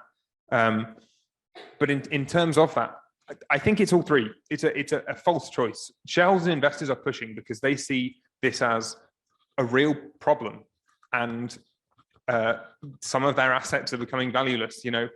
Investors in big oil are worried that their asset won't have any value in 10 years. Long-term pension investors, those sorts of investors, and some insurance companies won't insure fossil fuel or even fossil adjacent industries in some cases. But I think that the biggest change is in the consumer. It's giving the consumer the information and giving them the tools to change. I think the technology is largely there. A lot of it is sort of teaching, doing a bit more farming the way your granddad did. I think the government regulation is getting there. And the shareholders have been there for a while, if I'm honest. I would say food is probably the industry that's furthest behind the others because that pressure hasn't been there historically. But because investors invest across the piece, they've been there for a little while because they've been seeing their energy investments and pushing on them for ages. And now they're pushing on us. So yeah, I think it's all of them, really. Dimitri, really quick so we can open the floor for questions as well, please. Yeah, of course. I think the rest of the panel really covered really well, and I completely agree with what they said. I think it's not just one thing, you have to do all at the same time. Obviously, the changes and the effects of some things you can see much faster than others. but they all interact with each other, right? And it's something we said about, for example, with meat. You see so many companies, so many different alternatives in the past years that you can change to reduce your carbon footprint, right? And it's amazing, from corn chicken. If you don't want to do just plants, you can just do something else, which just give you the illusion in a way. But it just, I think it's all of the above. Yeah, it's really important. Perfect. I'm really conscious of time. So one question, anyone wants to make one question?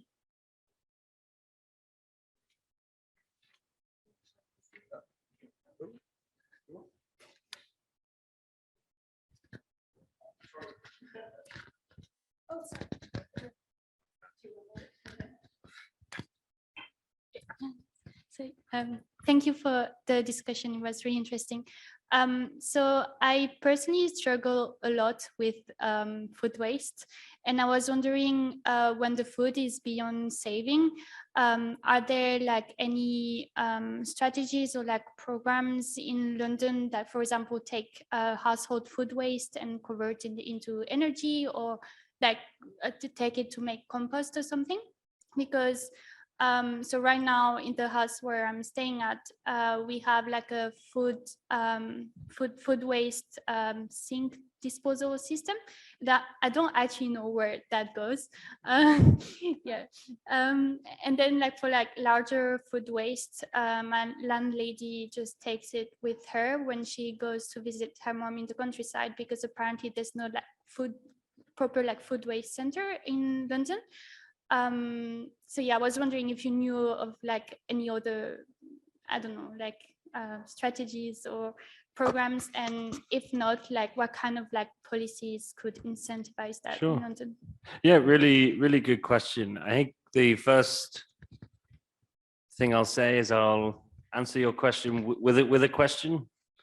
How can you reduce the food waste that you're producing in the first instance? Are you buying too much? I live by the motto of eat what you buy. I'm going away this weekend, so I know this evening I will be eating whatever's left in that fridge. And then if you do have unavoidable food waste, well, start a wormery, start a compost, and you can do them quite easily if you have a balcony or some sort of outdoor space. Yeah, just to add from the energy perspective, normally the large, you have several energy companies that are waste collector companies like Veolia, Viridor, that will have waste to energy plants. Doesn't mean that all of them is organic, is divided to say this is better to be compostable rather than become energy. And if you go to the farmers, you have larger farmers that we work with that will probably have AD, so anaerobic digesters, and they're going to use that compostable waste to be burned and generate gas. So, but at least they reduce part of the consumption from the grid that could be coal. So it's not the best end use, but you have some alternatives that either the farmers are doing directly or the big companies that are collecting that waste will do through a waste to energy plant. And final question for me, who is, just out of curiosity, who is vegetarian or vegan here at the moment? I cannot say because from the shape. Guys, thank you very much. I hope you enjoyed the discussion. We're gonna have a really quick break and then we come back on how we move. Yeah, how we go around session. Thank you very much, guys. So yes, we're now doing the How We Get Around chapter, chapter 7 in the book. So that's 16% of the 51 billion tons per year. So to start, we're going to have some intros. So if we could just go around the panelists and everyone could just get your name, job, company and your background. Yeah, thank you for having me and thank you for the invite to talk at this tonight. My name is Claire Miller. I'm the Director of Tech and Innovation at Octopus Electric Vehicles. So my role encompasses a lot of front end and back end systems. But the thing I have been leading for the last 3.5 years is also our vehicle to grid project. So a lot of focus on how we use electric vehicles as storage as well as a mobility asset. And I did Mech Eng at Imperial. So it's very nice to be back here tonight talking. Well, thank you very much for inviting me as well to this talk. My name is Daniel. I'm a research analyst in Center for Net Zero. I'm also working in Octopus Energy with Claire. Basically, my background is in science. I did maths and physics, but now I'm more interested into sustainability. I actually did my master's here in this room. So yeah, it was here. And yeah, I have been working in projects related to batteries. So mostly EVs, vehicle to grid as well, how we use vehicles as battery assets as well for mobility. But I also have done like some kind of like holistic projects about how we move around in general, like shipping, aviation, all these things, kind of like a holistic view of the energy space. That's me, yeah. Thank you. I'm Filippo Gado, Head of Economics at Arup, and I feel like the odd one out because I don't work for Octopus and I didn't go to Imperial and I'm not an engineer, so yeah. So in a sense, I feel, but I lead economics work in Arup, and a lot of the work that we do recently has been around decarbonization, the energy transition, and we're related to transport. We've done quite a bit of work on electric vehicle, particularly focused around the business models around the charging infrastructure. How actually do you invest? How do you make kind of revenues out of it, and therefore how can remunerate investors? And more recently, we've done quite a bit of work around decarbonizing other kind of vectors of transport, particular aviation. So we do some work on sustainable aviation fuels for a couple of airports, but also more recently, some work around decarbonization of shipping and ports. So we did a report recently with Lloyd's Register, looking at how decarbonizing ports and shipping might kind of help the decarbonization. So we're talking a little bit about that too. Brilliant. Yep, and I can attest to Claire's engineering background because she actually fixed my glasses for me today. So thanks for that, Claire.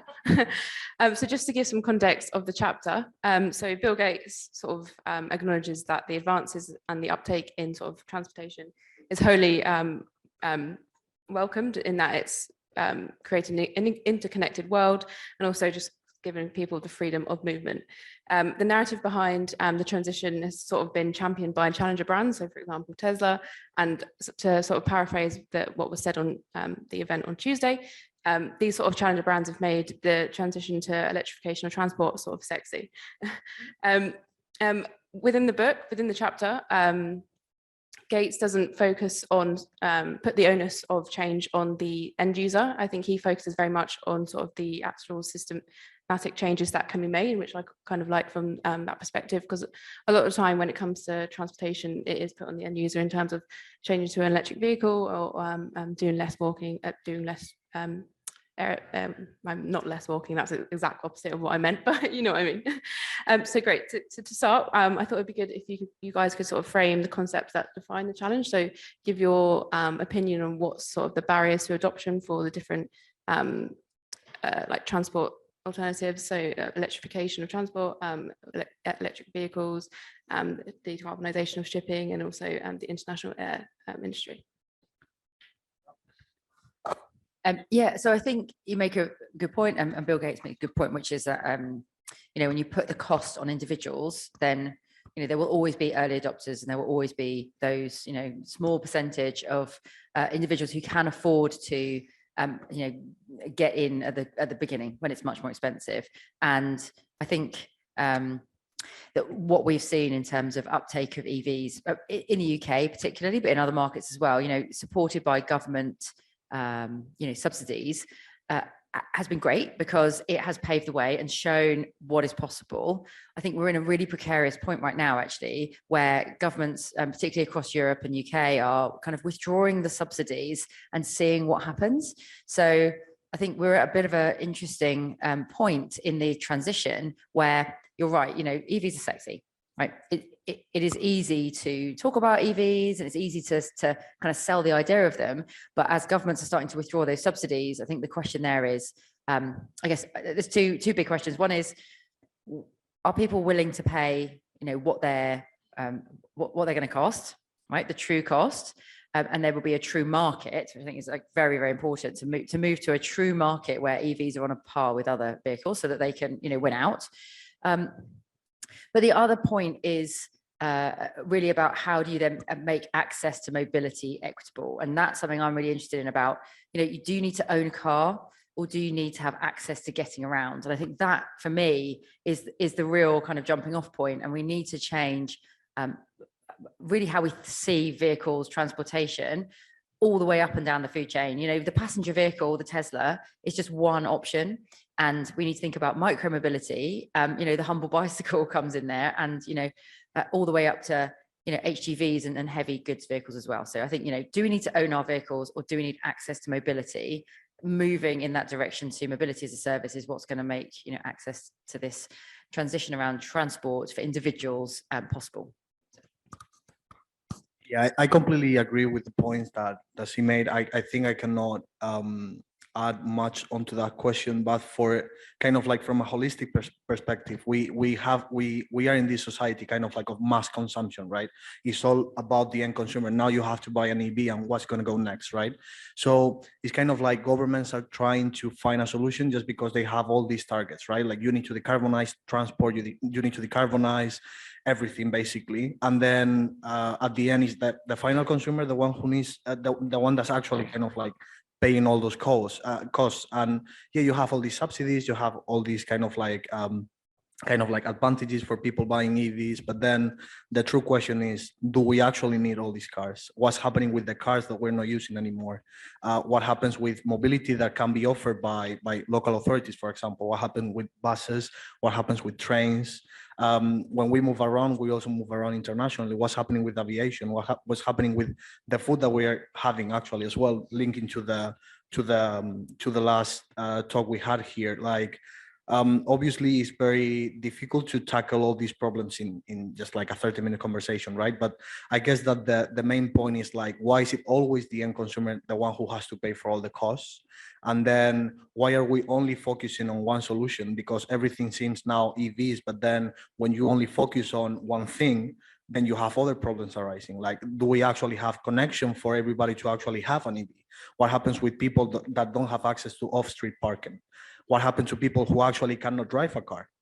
Like, you know, there are like many different questions that we need to tackle. And I guess that my personal point of view will be, we need to kind of like move away from this perspective of we just need to buy more and consume more. And maybe we need to think more about how we actually do things. And this comes as well from education, as I mean, it was one of the main points in the last talk as well. I guess that we need to educate people on how they live, basically, how they consume things. And then when everybody's aware of like the actual consequences of their actions, you can actually make like, you know, like thoughtful and actual accurate decisions. But right now, everything seems like you need to do this and there are no more options. So I think it's good to have like this type of conversation so we can actually kind of like make the conversation more kind of like active and people think about what they do. Thank you. And without repeating what's just been said, take a slightly different time. But I'll build on your point about the demand side. The first step always is like, well, let's reduce demand. That's one way, the easy way to actually kind of reduce potentially carbon emissions, and it's possible. So it's big changing behaviors. At the moment, changing behavior is because carbon or because prices. But let's say if, or for road transport, if now suddenly everybody's EV and there is no more emissions, do I need to change my behavior? Because I don't create any externalities, because no, I don't create any more carbon. Therefore, maybe I can continue to drive and as much as I want because I don't produce any pollution. So it's going to be, is it just because of carbon, or is it because we need to change our actual behavior because it might be bad actually to continue to move around? And then there is some part of the moving around that it can't be reduced. And air travel, yes, it can. We can go visit fewer places around the world, fine. But shipping, difficult. Goods need to move around. People don't travel by ship. Some people go on cruises, but mostly, if you can, you go by plane, train, you go faster, so you don't go by ship. So shipping is about moving goods around, and that will continue. Heavy goods vehicle, maybe moving by train or by road, but they will still need to move around. So some technology and the supply, decarbonizing the supply is needed in certain areas.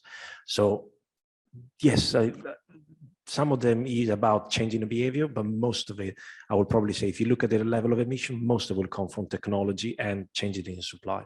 Yeah. Within the chapter as well, I mean, and it also was picked up in both what Claire and Daniel said about EVs, the fact that we need to sort of democratize access. So at the moment, there's sort of a value gap in between the people that can afford EVs and afford the infrastructure that goes with it. And Bill Gates kind of conceptualizes this difference in green premiums. So this is how he frames sort of all of those chapters in the book, and how he quantifies the cost of reaching net zero. And from the report that Filippo, that you worked on, you talk a lot about sort of the total value case instead, which is sort of a different way to contextualize and to frame how much it's going to cost to sort of invest in these new technologies, which actually takes into account the sort of the social, environmental, financial, and economic value rather than just purely economic. Because at the moment, with the new technologies, they're going to be a bit more expensive because there's sort of a lack of knowledge there at the moment. There's lack of investment, lack of infrastructure. And yeah, I just wanted to sort of put that to the panel. Just how do you think is the best way to sort of quantify the costs of reaching net zero in the context of transportation? I'll start with that one. I think when we looked at the assessment of decarbonizing ports and shipping, the first step is you look at the investment case, for example, and you might say, well, it does, from an investor point of view, you might not be doing that investment because the returns are not adequate.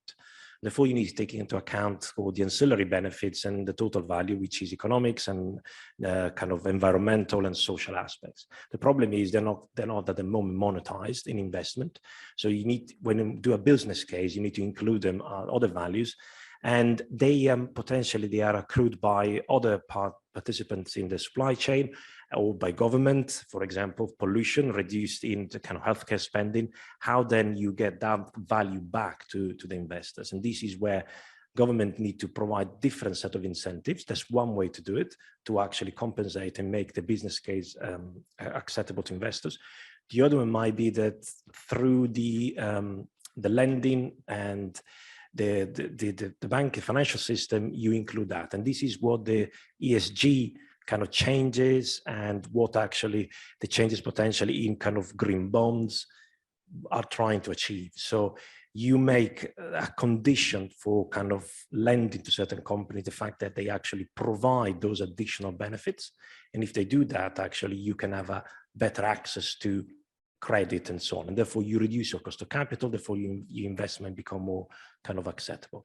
That's another way to do that. It requires a combination of government and through regulation and financial institution, and also changing behavior of some of the financial institution. I think it's going in the right direction. It's taking time, but the point is you need to start actually getting some of these projects, do them proof of concept, see that they work, and then slowly you kind of start developing the concept. Yeah, I was thinking maybe I need like 1 more minute to kind of like formulate my answer to this question, because I mean, it also depends on how you quantify costs, right? Because when we talk about costs, it all comes down to money, which to me is very sad, because I mean, at the end of the day, it's people, the ones who are taking the burden, not only for changing the technologies or like moving towards like something cleaner or whatever, but it's also people, the ones who suffer the consequences, right? So basically right now the situation is you have an electricity system that generates electricity in places where it's cheap to generate electricity, and then you need to move those electrons around, and that's also costly, and then you need reinforcement, and then that means that your electricity is not green. I know that I'm going down a slippery slope at the moment, but basically if you extrapolate this to like every single area of the economy, all those costs somehow are always coming down to the final customer. I think that's not fair, because we only think about kind of like cost competitive solutions when it comes to like the money that you have to invest in the technology. Usually these investments are coming from people as well, because the government has to provide like different incentives and different signals to actually make this project happen. But I don't think that any private company thinks much about, okay, this is going to be good for the society. And the government doesn't really kind of like, I mean, it should be the main priority of the government to think about people as well, but like sometimes it's kind of like intricate, and you have all these financial interests and things. So how do you quantify costs? To me, it's not a straightforward question. I guess that it's highly likely that a cheap solution for getting to net zero doesn't mean that's going to be a cheap solution for people to get to net zero. And I can see how right now things are getting more expensive. Like we are all suffering the consequences right now. For example, electricity, gas are super expensive. We're kind of like polarizing society a lot. So people who can afford things are going to be just in a preferential situation, and people who cannot afford things, which is actually growing in number, like this sector of the population, are not going to be able to, even if they wanted to, they are not going to be able to contribute to that end. So I guess that in terms of finances, I guess that Filippo has made like a very good kind of like a point and approach to it in terms of like costs of people and how our lives are going to change in the future. I think that is invaluable. Like I think that our lives are going to change drastically and dramatically in the future. And if we don't act now, those costs are going to be exacerbated like in the next 10, 20 years. So yeah. Right, well, that's not hard to follow, is it? That's like dystopian future. So I guess, so I'll put it in the context of the consumer, and actually we are still very early in this transition. And I think, those of us who work in this field and, everyone here who's interested, and, we consume a lot of research and opinion, and we come to events like this and we talk about it. And it can sometimes feel like we're kind of, it's much more widely understood and accepted and advanced. And so I guess I would take a step back and actually look around and think about, who in your family, who in your friends, in your network, who in your wider circle at university or at work actually, really gets what's going on. I think when you put it into that context, it is a bit, it's a bit scary, because you think there's a lot of work to do here, because we've got to convince a lot of these people first that there is a problem. And then we've got to convince them that they want to somehow, invest. And I think this is the point about, maybe they're investing their time in avoiding taking their petrol or diesel car, and they're going to walk somewhere, or they're going to invest in, an electric vehicle, or they're not going to go on long haul flights anymore, right? So that does put a lot of pressure onto those individuals. I think to counter that, what I would say is we are early, and that means that although to us assembled, it feels very urgent and almost too late, and can feel quite overwhelming at times.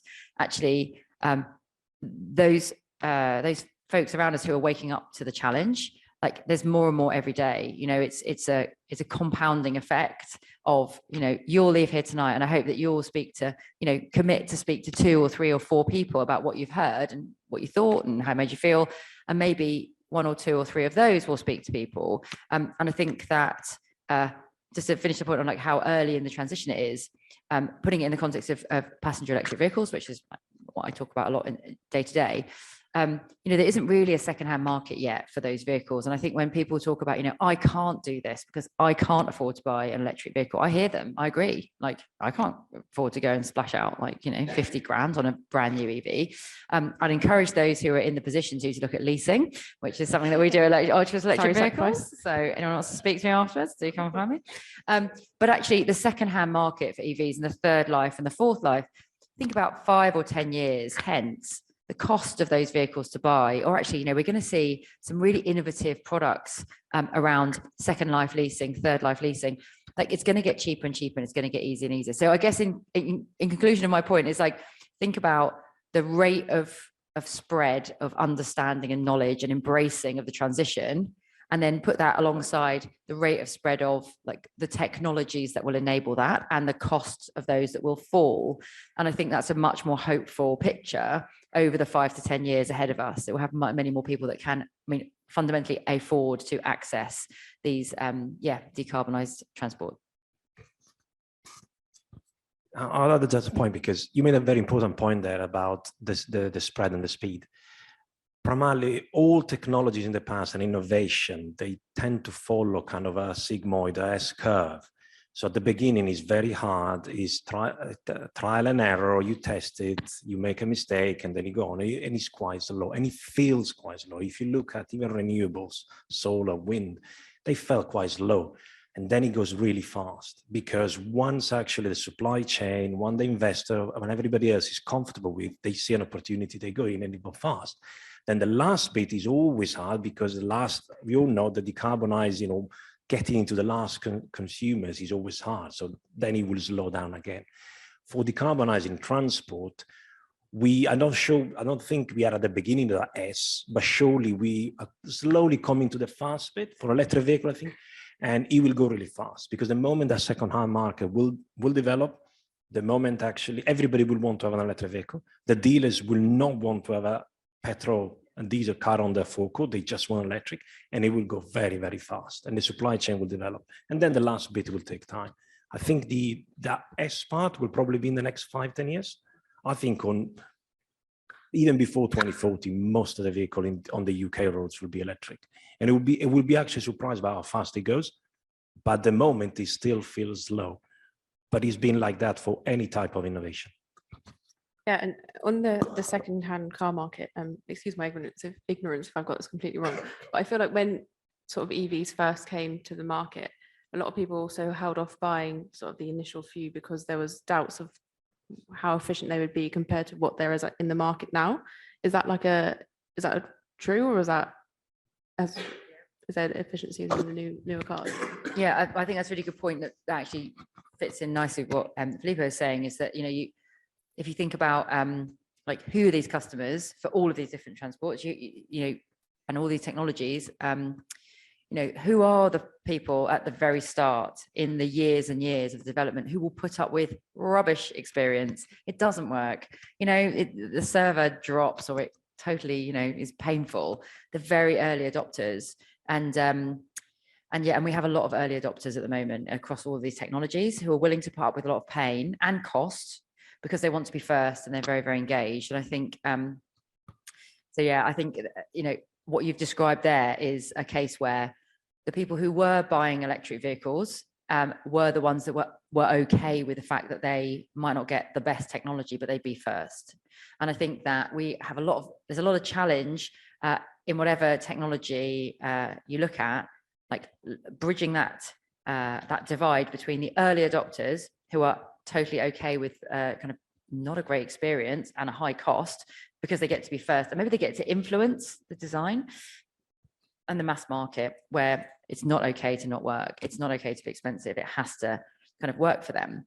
And I think, again, there's such a great, that S curve is kind of, it's kind of ubiquitous in all of these technologies. We're at that point now where the technology is better even, I think, than some people hoped. So car batteries today, we could talk about like battery technologies and battery chemistries all night. Like, we're at a point where we're transitioning from what was until recently seen as quite cutting edge lithium ion technologies to new like LFP technologies in batteries. And what that means is like much safer batteries, but actually higher energy density for their physical volume. So we're on the cusp of an improvement already, and we can see those coming. So I think customers are much more willing to invest now and get involved now.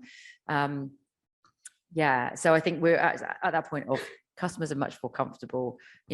The second-hand market, can you drive it in the rain? Is it safe to charge it when it's wet? Like, I think those are questions that still come up a lot, but not as much because people are getting much more comfortable with it. And my final point on this is actually, it's a very good point that it's very hard to get to those last customers, because my husband does not have a smartphone, has never had one. And that was made me think it's very hard to get to him. He doesn't want one, he doesn't need one, apparently. It's very awkward, so embarrassing, given what I do for a living. Anyway, so I think we're at that jumping off point, and we're really seeing the ramp up now, and so customers are starting to trust the technology, and when they trust it, then it's not an electric vehicle, it's a vehicle, right? And it's cheaper and it's green. So why wouldn't you?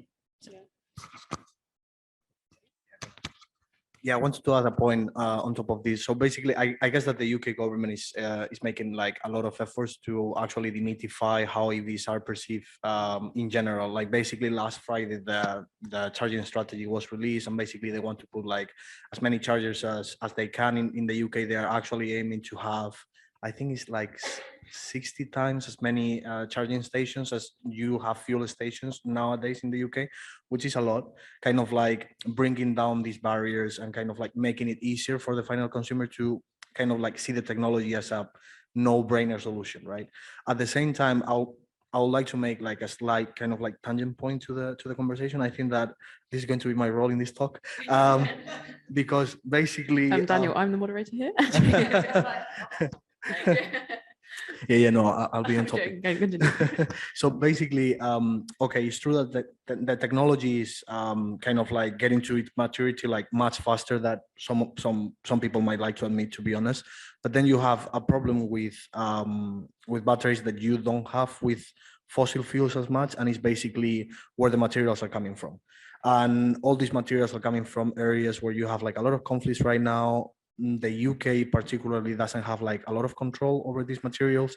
It's true that there are like other types of batteries that have been kind of like developed lately, and it might change in the future. But for the moment, as far as I know, I might be completely wrong. You can correct me later if you want.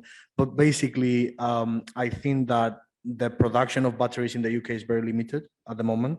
This puts the UK in a position that's not very good, because you depend on kind of like external factors such as battery sourcing, all the kind of like developing of the technology itself to come to the UK, and that might put kind of like a stop on the evolution of the technology in the near future. So that's something that we need to take into account as well, and also the environmental costs of those things happening, right?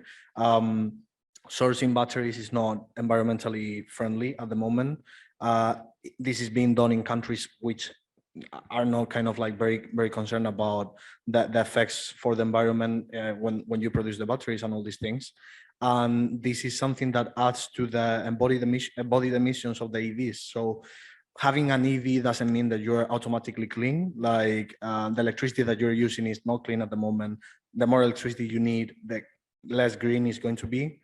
And that adds to the equation. So when we ask ourselves, like, are we getting to net zero just because we have EVs? At the moment, the answer is obviously not, but you need to have like first consumers, right? You need to have like people doing something at the beginning. If we go for like the shipping industry or the aviation industry, it's kind of like the same. You have like a lot of trials for like different fuels, different solutions that could be implemented, but all that also has kind of like a toll on the system, and it's kind of like a zigzag movement towards kind of like net zero in that sense. Like we get in there, but we need to like emit more, and it's kind of like a complicated equation to balance. So yeah, I just wanted to make these points as well. Just to add a data point, and the technology will change. So I'm always awful on technology changing, for example, on batteries, and therefore you need to source from different places. But the energy system of the past used to be dominated by hydrocarbon, for example, and the big four were kind of Saudi Arabia, Iraq, Iran, and Russia. The energy transition, renewables, and I'm talking about wind, solar, and batteries, the big four in the future at the moment, if you look at those minerals, are going to be Chile, DRC, Congo, Indonesia, and China. So quite a different set of countries. So, and I'll leave it there.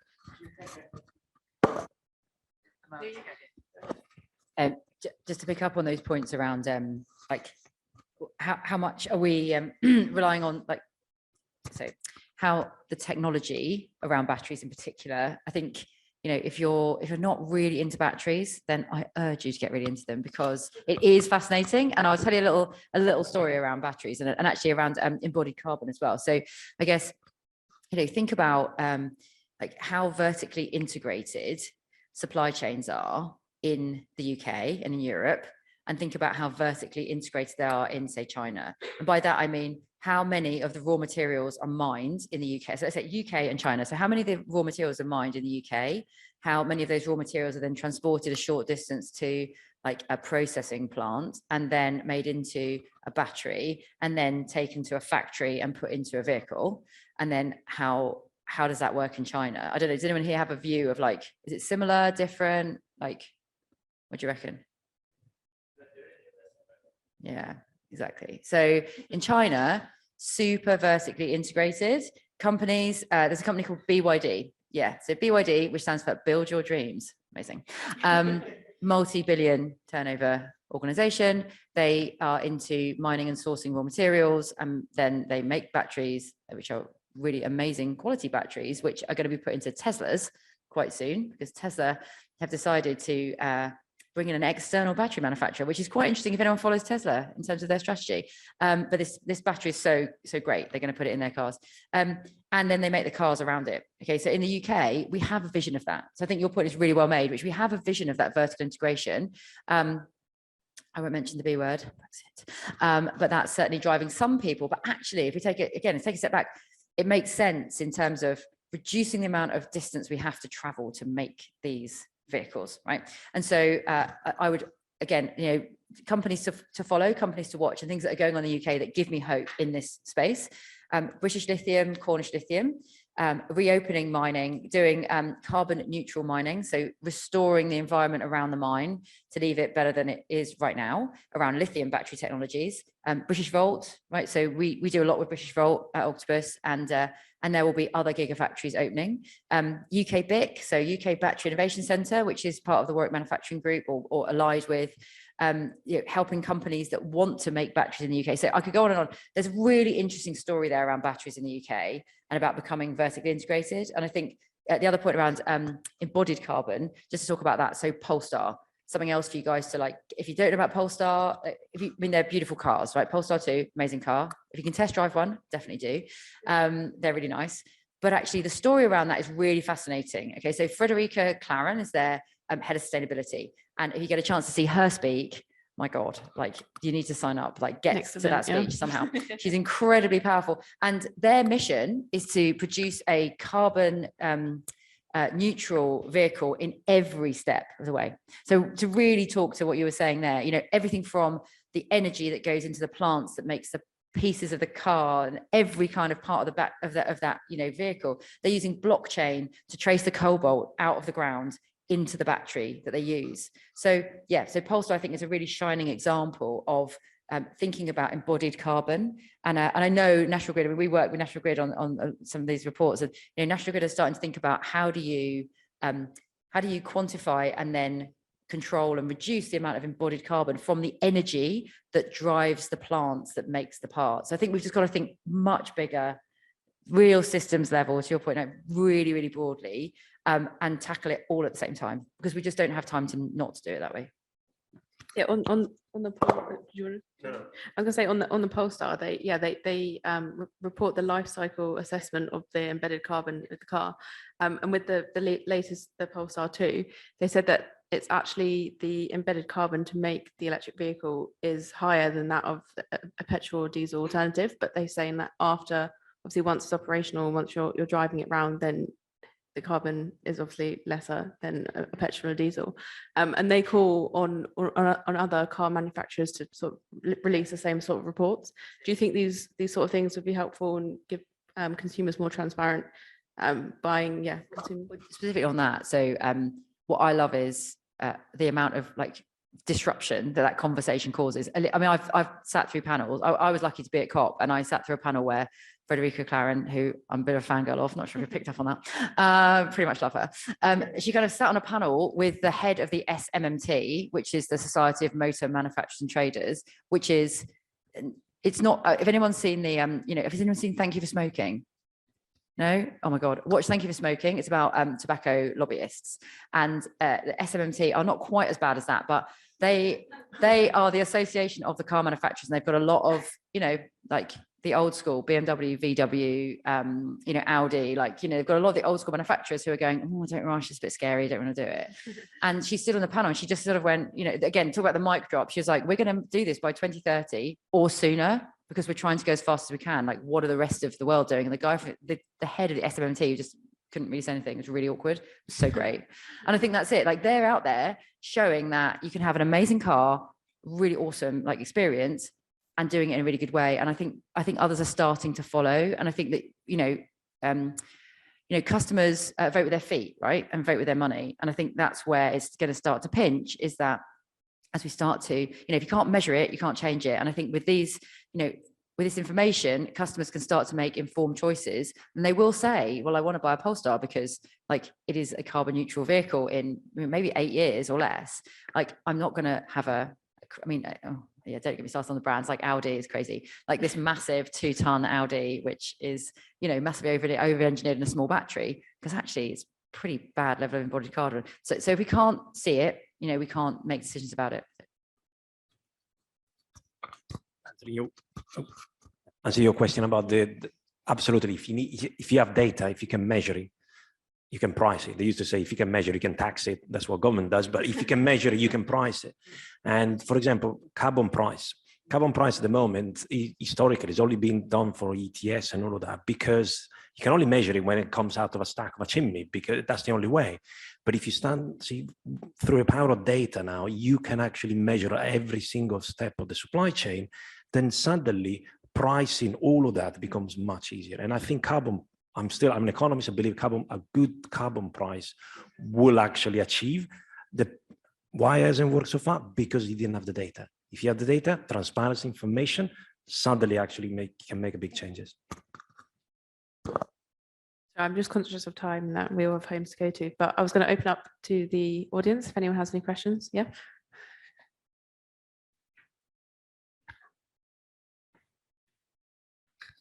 Guys, it's really good to hear the discussion. And I would bring from the perspective of decentralized generation. And I think this also impacts the same perspective from both supply on the shipping side, but also on the EV side.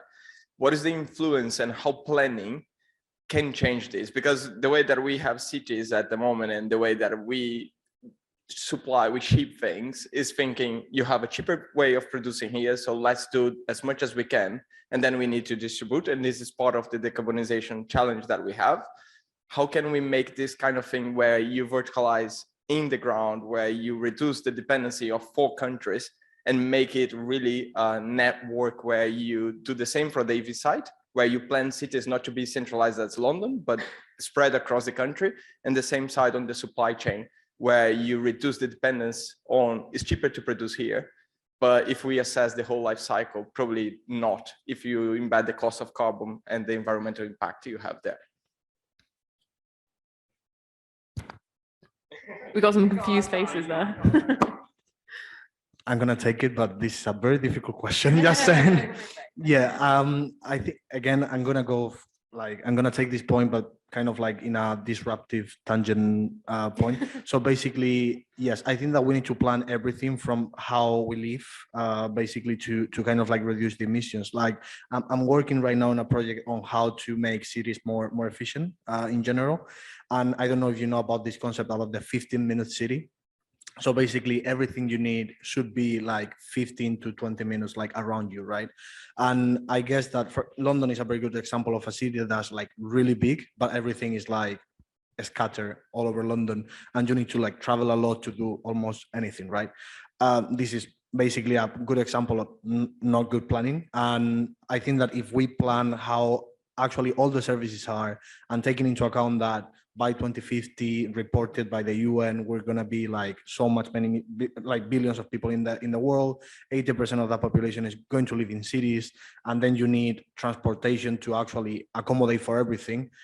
If we don't plan these things now, it's basically impossible to build a system that's actually resilient and that actually can satisfy the demands of like the population in general. If we just keep, and going back to my previous point, if we just keep to kind of like let everything to the market, and everything is mass consumption, and everything is kind of like, now you have this, but now you have to buy this new model because it's better and it's cheaper and it's fancier. Like, if we keep having this kind of like view about how we actually consume things and how we use things, is completely unsustainable, and it's impossible to get to net zero. So planning is fundamental to actually produce things in-house and things that are going to be useful for the local context. I guess that we have moved like in the last, let's say 40, 50 years towards a more international kind of like world, and everything is basically kind of like internationalized, if that makes sense. Like all the supply chain, all the production, all the consumer kind of like perspective as well. We need to move back to something more local in order to better utilize the resources that you have. And then you can have like these good examples with all the data, with all the accounting, and having like clear information, not only for the consumers, but also for the producers, because that moves the conversation also from the last kind of like part of the chain, which is the consumer, to the production as well. Like if I can do a production that's cleaner, that's kind of like better sourced, that's kind of like better plan, why you're not doing this? Like, that's the question. Like, what is the motivation for you to not do this? So that will move the kind of like that broader question towards all the steps in the chain itself. I don't know if I have answered your question, G, but like, yeah. Very quickly, I think it's a very difficult question, and you can look at a spectrum. You can either plan everything and be very centralized and have this kind of big planner that does everything. We know it doesn't work. At the other opposite spectrum is completely decentralized, let market work actually. And you can only do that if you have the perfect market, you have perfect data and all that. All that is not possible. So it's going to be somewhere in between. So you need to find the right level when you can do some planning, but not too much planning because you don't have the information to do that level of planning. But you also have to move to a position where you can have sufficient data and information so you can actually get the market to work. It's going to be a compromise somewhere in between. I think some of it is required, but I'm a bit skeptical of the over planning also because it goes against that principle of decentralization and localization. If you do too much planning, you can't actually give the local community and the consumer actually too much choice because you decided at the top. So it's going to be a balance. Personally, we'll push it towards the localized rather than the central planner. Also, just very briefly on that,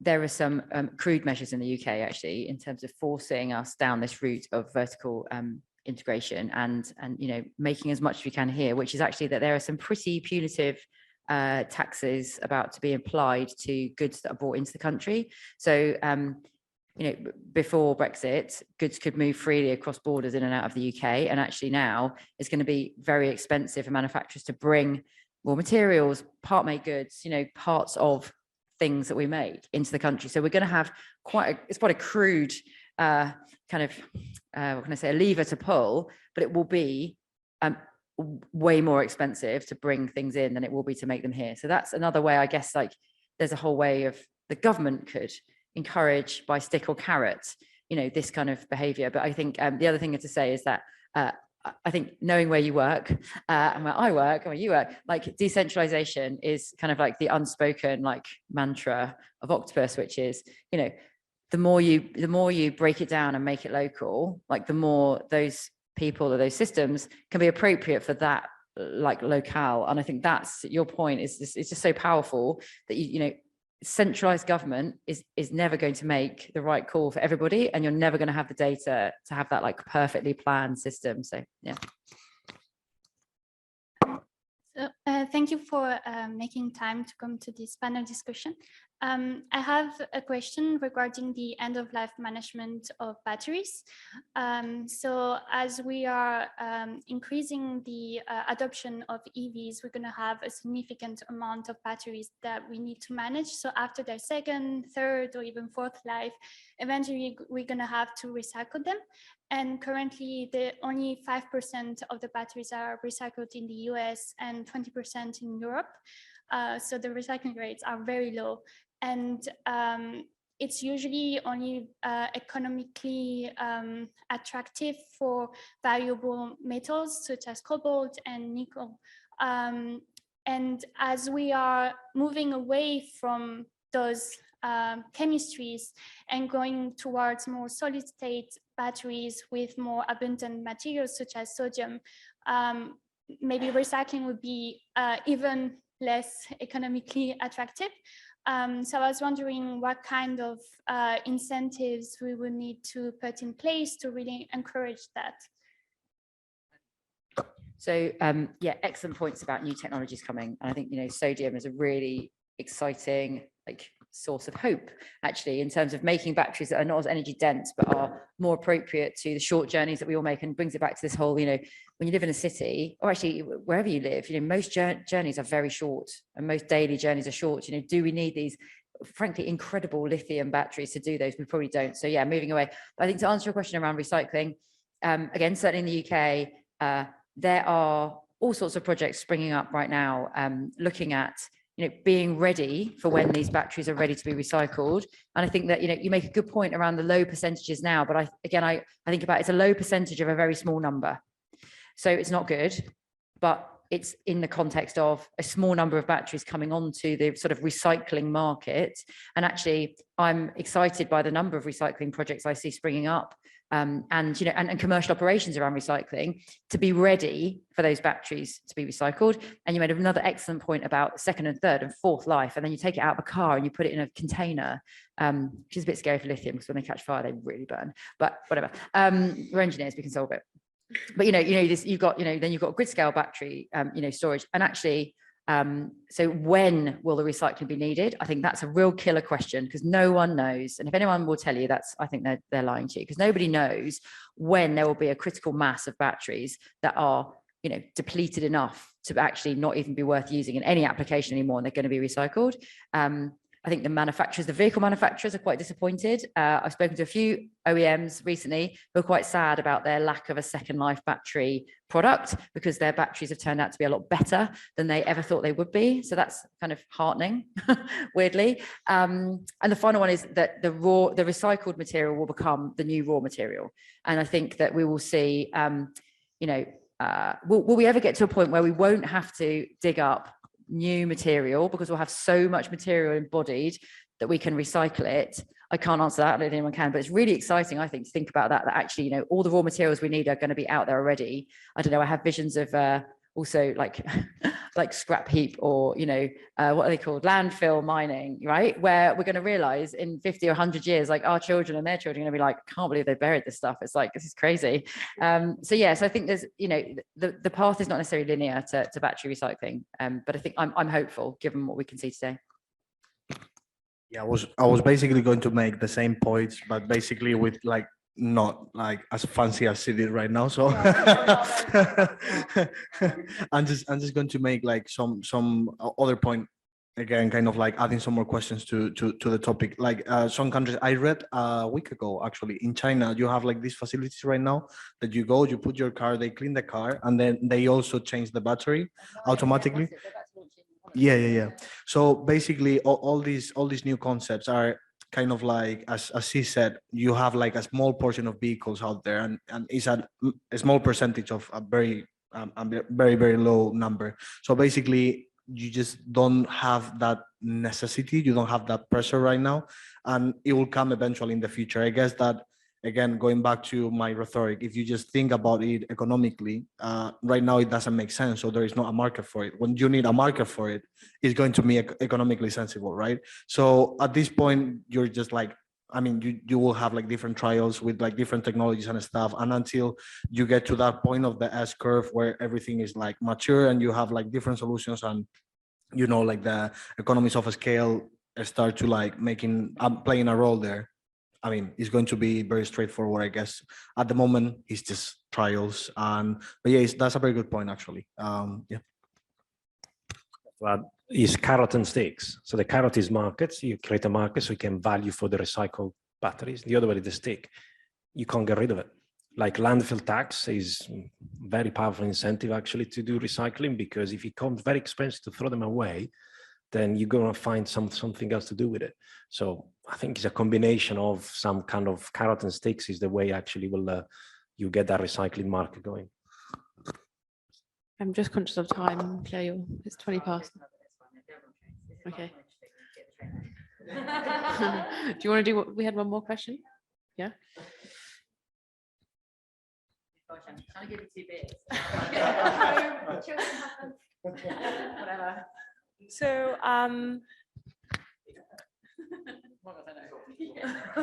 So my question is related with what we've been seeing with increasing prices, obviously, of fossil fuels, with some clear impacts already.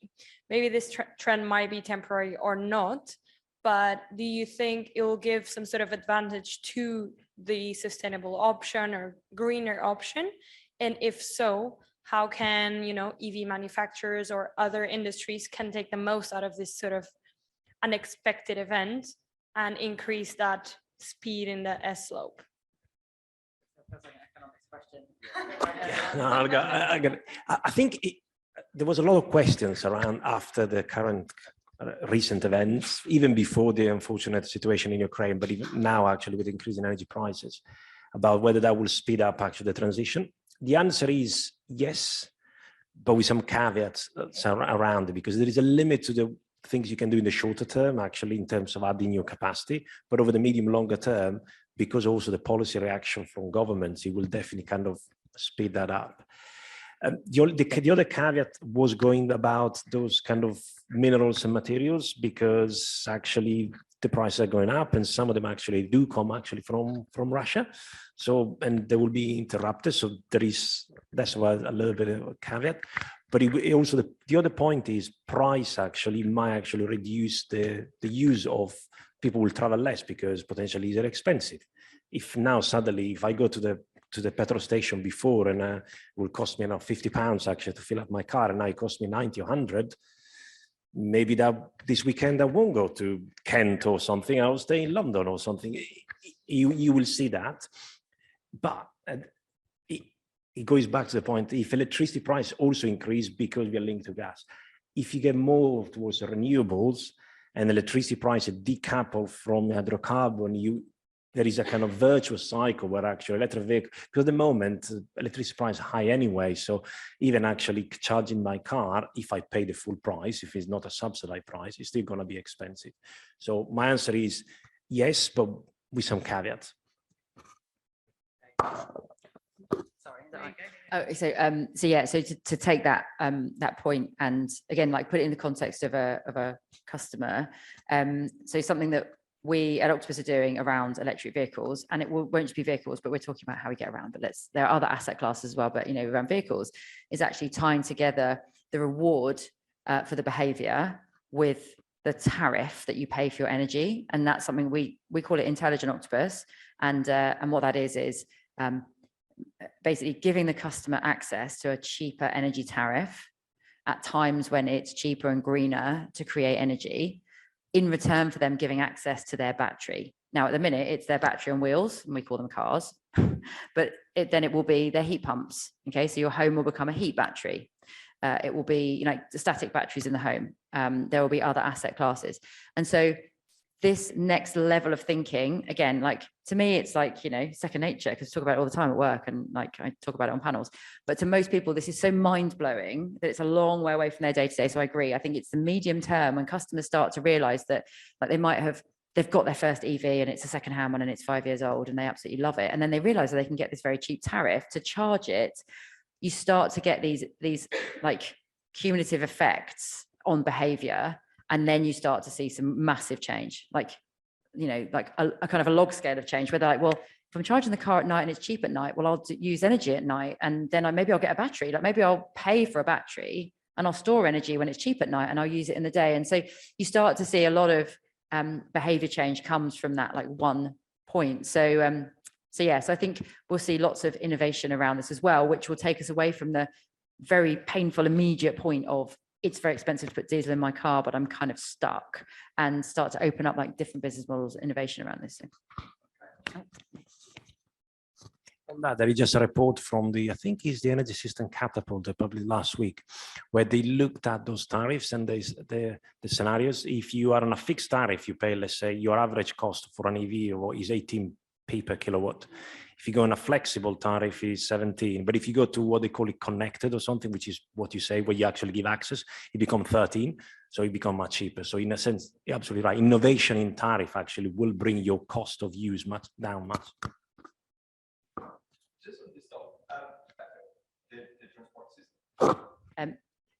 Without wishing to be harsh to the entirety of this country, I think that people are very, very stuck in their ways about how they transport themselves. And I think that whilst there absolutely will be people who, well, look, I've driven an EV for a long time, and I know that I have a warm, fuzzy, smug feeling often where I'm like, I'm going to drive my EV. I charged it overnight, super cheap and green. So I definitely have that in myself, my own experience of being like, I'm totally fine with this journey because look at me, smug. But that said, people's attachment to vehicles, attachment to cars, I think that comes back to something that Bill Gates, really made well in this chapter. It's like, we can't expect people to change that habit. It's too baked into our society. So I think we can do a lot around, we haven't really even touched on buses and tubes, and like, how do we make, when you live in a highly urbanized area, how do you make it much easier to not choose the car? well, I think if anyone who's lived in London and driven in London knows, like, you know, the car is rarely the first choice, right? But when you do live in somewhere that's not as developed, I think that behavior is very hard to shift. And so actually the difference we can make is decarbonisation of those kind of personal transport options, because they're still going to make those journeys. And I think actually it plays back to your point, about, you know, the cost of fuel. I mean, it's nearly £2 a litre now. It's nearly £2 a litre in certain places. I mean, there've been some macroeconomic effects recently, which have, for various reasons, have kind of brought the price of a barrel of oil down a little bit. So it's kind of taken the sting out. But yeah, it's still very, very expensive. And yet people still, they'll moan and be sad and they won't go to Kent, but they are still going to drive their cars around a lot. So yeah. Great. I just want to say thanks to the panel, Claire, Daniel, and Filippo, and also thanks to Centre for Net Zero. Also thanks to Net Zero, Centre for Net Zero. Yeah, Bill. Centre for Net Zero, who sponsored this session, and also thanks to all of our guests who joined us today. And Adriana, do you want to say any closing words? First of all, as Shannon, I just want to thank everyone for being here and for joining in person and remotely. Just wanted to, so for the people that were on day one, I think something that was really emphasized is that we need to make everything as sexy as we can, so people look at it, so people want to engage, and we need to educate people as well. So I think across all the 5 chapters and sessions we've had, those are the main points. So hopefully we'll all have a role to take in that. And thank you so much for our speakers as well. And I cannot finish without saying follow us on LinkedIn, Instagram, and keep an eye on our next events. Thank you.